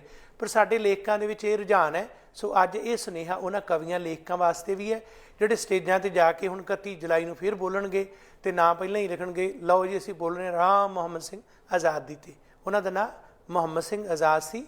ਊਧਮ ਸਿੰਘ ਹੋਰਾਂ ਨੇ ਇਹੋ ਜਿਹੇ ਕਈ ਹੋਰ ਨਾਂ ਰੱਖੇ ਸਨ। ਇਹ ਇਕੱਲੇ ਦੋ ਨਹੀਂ ਸੀ, ਬਹੁਤ ਸਾਰੇ ਸਨ, ਪਰ ਇਸ ਨਾਂ ਨੂੰ ਬੜਾ ਪਿਆਰ ਕਰਦੇ ਸਨ। ਇਹੋ ਜਿਹਾ ਇੱਕ ਹੋਰ ਜਿਹੜਾ ਝਮੇਲਾ ਫਿਲਮਾਂ ਵਾਲਿਆਂ ਨੇ ਪਾਇਆ। ਊਧਮ ਸਿੰਘ ਦੇ ਕਰੈਕਟਰ ਬਾਰੇ ਪਿਕਚਰਸ ਬਣੀਆਂ, ਉਹ 'ਚ ਵੱਡੇ ਵੱਡੇ ਘੜ ਦਿੱਤੇ ਗਏ ਇਹੋ ਜਿਹੇ ਜਿਹੜੇ ਕਿ ਕਲਾਕਾਰ ਉਹ ਕਿੱਧਰ ਦਾ ਕਿੱਧਰ ਇਤਿਹਾਸ ਲੈ ਗਏ, ਇਤਿਹਾਸ ਦੀ ਸ਼ਕਲ ਸੂਰਤ ਹੀ ਵਿਗਾੜ ਦਿੱਤੀ। ਅਤੇ ਇਹ ਜਿਹੜਾ ਜਿਸ ਕਿਸਮ ਦਾ ਮਾਡਲ ਪੇਸ਼ ਕੀਤਾ ਜਾ ਰਿਹਾ ਊਧਮ ਸਿੰਘ ਜੀ ਦਾ, ਇਹ ਬੜਾ ਖਤਰਨਾਕ ਹੈ। ਦੇਖੋ, ਊਧਮ ਸਿੰਘ ਬਾਰੇ ਕਾਫੀ ਦਸਤਾਵੇਜ਼ ਉਪਲਬਧ ਨੇ। ਉਹਨਾਂ ਦਸਤਾਵੇਜ਼ਾਂ ਦੇ ਆਧਾਰ 'ਤੇ ਤੁਸੀਂ ਇੱਕ ਆਥੈਂਟਿਕ ਅਤੇ ਮੌਲਿਕ ਫਿਲਮ ਵੀ ਬਣਾ ਸਕਦੇ ਹੋ, ਸਭ ਕੁਝ ਕਰ ਸਕਦੇ ਹੋ। ਠੀਕ ਹੈ, ਕਿਧਰੇ ਨਾ ਕਿਧਰੇ ਕਲਪਨਾ ਤੁਸੀਂ ਇਸਤੇਮਾਲ ਕਰਦੇ ਹੀ ਹੋ ਕਿਸੇ ਇਨਸਾਨੀ ਭਾਵ ਨੂੰ ਸਮਝਣ ਵਾਸਤੇ, ਪਰ ਜਦੋਂ ਖਾਮ-ਖਾਂ ਐਵੇਂ ਕਹਾਣੀ ਬਣਾ ਲੈਣੀ ਜਿਹਦਾ ਕੋਈ ਸਿਰ ਮੱਥਾ ਨਾ ਹੋਵੇ, ਉਹ ਗੱਲ ਇਨਸਾਫ ਨਹੀਂ ਹੈ। ਹੁਣ ਮਿਸਾਲ ਤੌਰ 'ਤੇ ਇੱਕ ਧਾਰਨਾ ਬਣੀ ਹੋਈ ਹੈ ਕਿ ਊਧਮ ਸਿੰਘ ਉਹ ਤੋਂ ਪਾਣੀ ਵਰਤਾ ਰਿਹਾ ਸੀ ਉੱਥੇ ਜਦੋਂ ਜਲਿਆਂਵਾਲੇ ਬਾਗ ਦਾ ਸਾਕਾ ਹੋਇਆ, ਜਦੋਂ ਕਿ ਰਿਕਾਰਡ ਦੱਸ ਰਹੇ ਨੇ ਕਿ ਉਹ ਅੰਮ੍ਰਿਤਸਰ 'ਚ ਉਸ ਵੇਲੇ ਨਹੀਂ ਸੀਗਾ। ਜਿਵੇਂ ਪਹਿਲਾਂ ਕਿਹਾ ਕਿ ਜਲਿਆਂਵਾਲੇ ਬਾਗ ਦੇ ਸਾਕੇ ਦਾ ਸਮੁੱਚੀ ਇਨਕਲਾਬੀ ਲਹਿਰ 'ਤੇ ਅਸਰ ਪਿਆ। ਊਧਮ ਸਿੰਘ ਕੋਈ ਵਿਲੱਖਣ ਨਹੀਂ ਸੀ ਉਸ ਪੱਖੋਂ ਜੀ, ਭਗਤ ਸਿੰਘ 'ਤੇ ਵੀ ਪਿਆ, ਹੋਰਾਂ 'ਤੇ ਵੀ ਪਿਆ। 1919 ਦੀ ਘਟਨਾ ਦਾ ਕਈਆਂ ਦਾ ਅਸਰ ਪਿਆ। ਬਿਲਕੁਲ ਜੀ। ਔਰ ਆਜ਼ਾਦੀ ਦੀ ਲੜਾਈ ਦੇ ਵਿੱਚ ਬਲਦੀ ਤੇ ਤੇਲ ਦਾ ਕੰਮ ਉਸਨੇ ਕੀਤਾ। ਪਰ ਸਿਰਫ ਇਸ ਗੱਲ ਨੂੰ ਸਾਬਤ ਕਰਨ ਲਈ ਇੱਕ ਕਹਾਣੀ ਬਣਾ ਦਿਓ ਕਿ ਊਧਮ ਸਿੰਘ ਉਹਦੇ ਬਿਸ਼ਤੀ ਬਣ ਕੇ ਪਾਣੀ ਵਰਤਾ ਰਿਹਾ ਸੀ ਲੋਕਾਂ ਨੂੰ, ਕੋਈ ਮਤਲਬ ਸੈਂਸ ਨਹੀਂ ਬਣਦੀ ਗੱਲ ਦੀ। ਸੋ ਖਾਮ-ਖਾਂ ਦੀਆਂ ਸਾਨੂੰ ਕਹਾਣੀਆਂ ਘੜਨ ਦੀ ਲੋੜ ਨਹੀਂ। ਸਾਡੇ ਕੋਲ ਮੌਲਿਕ ਦਸਤਾਵੇਜ਼ ਪਏ ਹੋਏ ਆ, ਉਹ ਇਕੱਠੇ ਕਰੋ ਅਤੇ ਉਸ ਤੋਂ ਬਾਅਦ ਇੱਕ ਸੱਚਮੁੱਚ ਦਾ, ਜਿਹਨੂੰ ਕਹਿੰਦੇ ਨਾ ਕਿ ਖੋਜ ਆਧਾਰਿਤ ਕੰਮ ਕਰੋ, ਤਾਂ ਜੋ ਉਸ ਵਿੱਚ ਲੋਕਾਂ ਨੂੰ ਵੀ ਭਰੋਸਾ ਹੋਵੇ, ਲੋਕਾਂ ਨੂੰ ਸਿੱਖਣ ਨੂੰ ਵੀ ਕੁਝ ਮਿਲੇ। ਬਹੁਤ ਅੱਛਾ ਜੀ, ਬਹੁਤ ਧੰਨਵਾਦ ਗੁਰਪ੍ਰੀਤ ਸਿੰਘ ਜੀ। ਸਾਰੇ ਯੋਧਿਆਂ ਬਾਰੇ ਤੁਸੀਂ ਗੱਲ ਕੀਤੀ ਹੈ ਅਤੇ ਅੱਜ ਦੇ ਸਮੇਂ ਉਹਨਾਂ ਦੀ ਪ੍ਰਸੰਗਿਕਤਾ ਦੀ ਗੱਲ ਕੀਤੀ ਹੈ। ਧੰਨਵਾਦ ਜੀ, ਮਿਹਰਬਾਨੀ, ਬਹੁਤ ਸ਼ੁਕਰੀਆ। ਅਖੀਰ ਦੇ ਵਿੱਚ ਜੋ ਇਹ ਤਿੰਨੇ ਯੋਧੇ, ਜਿਨ੍ਹਾਂ 'ਚ ਮਾਈ ਗੁਲਾਬ ਕੌਰ ਜੀ, ਸ਼ਹੀਦ ਬਾਬਾ ਬੂਜਾ ਸਿੰਘ ਅਤੇ ਸ਼ਹੀਦ ਆਜ਼ਮ ਸਰਦਾਰ ਊਧਮ ਸਿੰਘ, ਜਿਨ੍ਹਾਂ ਦੀ ਗੱਲ ਹੋਈ ਹੈ, ਇਹੋ ਜਿਹੇ ਅਨੇਕਾਂ ਹੋਰ ਨਾਂ ਨੇ। ਪਰ ਸਾਡਾ ਫਰਜ਼ ਬਣਦਾ ਹੈ ਕਿ ਅਸੀਂ ਇਸ ਨੁਕਤੇ ਤੋਂ ਦੇਖੀਏ ਕਿ ਇਹਨਾਂ ਦੀਆਂ ਕੁਰਬਾਨੀਆਂ ਅਤੇ ਅੱਜ ਦੇ ਹਾਲਾਤ ਕਿਸ ਤਰ੍ਹਾਂ ਦੇ ਇੱਕ ਦੂਜੇ ਤੋਂ ਫਰਕ ਹੈ। ਕੀ ਹਾਲਾਤ ਨੇ ਜਿਨ੍ਹਾਂ ਲੋਕਾਂ ਨੇ ਆਪਣਾ ਸਭ ਕੁਝ ਵਾਰ ਦਿੱਤਾ, ਉਹਨਾਂ ਤੋਂ ਜਾਣ ਤੋਂ ਬਾਅਦ ਜੋ ਅੱਜ ਜਿਨ੍ਹਾਂ ਦੇ ਹੱਥਾਂ ਦੇ ਵਿੱਚ ਤਾਕਤ ਹੈ, ਉਹ ਕਰ ਕੀ ਰਹੇ ਨੇ। ਕਿ ਉਹਨਾਂ ਦੇ ਖਿਲਾਫ ਆਵਾਜ਼ ਬੁਲੰਦ ਕਰਨੀ ਜ਼ਰੂਰੀ ਨਹੀਂ ਹੈ ਕਿ ਇਹ ਦਿਨ ਆ ਜਾਂਦੇ ਨੇ, ਇਹਨਾਂ ਦਿਨਾਂ 'ਤੇ ਕੋਈ ਨਾ ਕੋਈ ਕਵਿਤਾ ਪੜ੍ਹ ਦੇਣੀ, ਲੇਖ ਲਿਖ ਦੇਣਾ ਜਾਂ ਕੋਈ ਭਾਸ਼ਣ ਦੇ ਦੇਣਾ, ਇਹੀ ਕਾਫੀ ਹੈ। ਇਸ ਤੋਂ ਇਲਾਵਾ ਉਹਨਾਂ 'ਤੇ ਪਹਿਰਾ ਦੇਣ ਲਈ ਸਾਡਾ ਅਗਾਂਹ ਵਧਣਾ ਜ਼ਰੂਰੀ ਨਹੀਂ ਹੈ। ਇਹ ਖੁਦ ਲੇਖਕ ਵੀ ਸਨ, ਚਿੰਤਕ ਵੀ ਸਨ, ਵਿਦਵਾਨ ਵੀ ਸਨ, ਪਰ ਨਾਲ ਇਨਕਲਾਬੀ ਸਨ। ਇਹਨਾਂ ਦੇ ਅੰਦਰ ਉਹ ਭਾਵਨਾ ਸੀ ਕਿ ਜ਼ੁਲਮ ਦੇ ਖਿਲਾਫ ਹਮੇਸ਼ਾ ਲੜਨਾ ਹੈ, ਅਤੇ ਜੇ ਜ਼ੁਲਮ ਅੱਜ ਵੀ ਹੈ ਤਾਂ ਅੱਜ ਵੀ ਲੜਨਾ ਜ਼ਰੂਰੀ ਹੈ। ਅਖੀਰ 'ਚ ਜੋ ਡਾਕਟਰ ਹਰਭਜਨ ਸਿੰਘ ਹੋਰਾਂ ਦੀ ਇੱਕ ਕਵਿਤਾ, ਉਸ ਦੇ ਚੰਦ ਸਤਰਾਂ ਦੇ ਨਾਲ ਗੱਲਬਾਤ ਸਮੇਟਾਂਗੇ। ਉਹ ਗੁਰੂ ਗੋਬਿੰਦ ਸਿੰਘ ਜੀ ਦੀ 5 ਪਿਆਰਿਆਂ ਨੂੰ ਸਾਜਣ ਦੇ ਵੇਲੇ ਦੀ ਰਚਨਾ, ਤੇਰੇ ਹਜ਼ੂਰ ਮੇਰੀ ਹਾਜ਼ਰੀ ਦੀ ਦਾਸਤਾਂ। ਉਸ ਵੇਲੇ ਜਿਹੜਾ ਇੱਕ ਸ਼ਾਇਰ ਉਸ ਇਕੱਠ ਦੇ ਵਿੱਚ ਬੈਠਾ ਹੈ, ਜਦੋਂ ਦੇਖਦਾ ਹੈ ਕਿ ਗੁਰੂ ਸਾਹਿਬ ਨੇ 5 ਸੀਸ ਮੰਗੇ ਅਤੇ ਭੇਟ ਕਰਨ ਤੋਂ ਬਾਅਦ ਹੁਣ ਮੰਗ ਖਤਮ ਹੋ ਗਈ, ਪਰ ਬਾਅਦ ਦੇ ਵਿੱਚ ਉਹਨਾਂ ਨੂੰ 5 ਪਿਆਰੇ ਸਾਜ ਦਿੱਤਾ ਤੇ ਉਸ ਤੋਂ ਬਾਅਦ ਉਹ ਕਹਿ ਰਿਹਾ ਕਿ ਜੇ ਪਤਾ ਹੁੰਦਾ ਕਿ ਸੀਸ ਲੈ ਕੇ ਤੂੰ ਇਉਂ ਵਾਪਸ ਦੇਣਾ ਸੀ ਤਾਂ ਮੈਂ ਵੀ ਸੀਸ ਅਰਪਣ ਕਰ ਦਿੰਦਾ। ਤੇ ਗੁਰੂ ਸਾਹਿਬ ਅੱਗੋਂ ਕਹਿੰਦੇ ਆ ਕਿ ਇੱਥੇ ਦੰਭ ਨਹੀਂ ਚੱਲਦਾ, ਇੱਥੇ ਸੱਚ ਚੱਲਦਾ।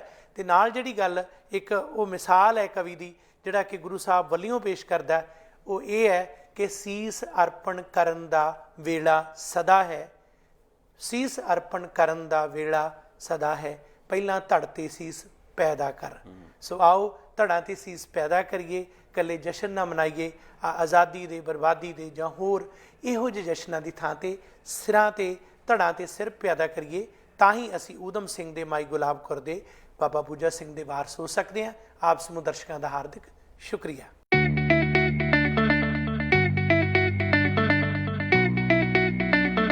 7 ਸਟਾਰ ਰੀਅਲ ਸਟੇਟ ਟੀਮ ਤੁਹਾਡੀ ਖਿਦਮਤ 'ਚ ਹਾਜ਼ਰ ਹੋਏਗੀ।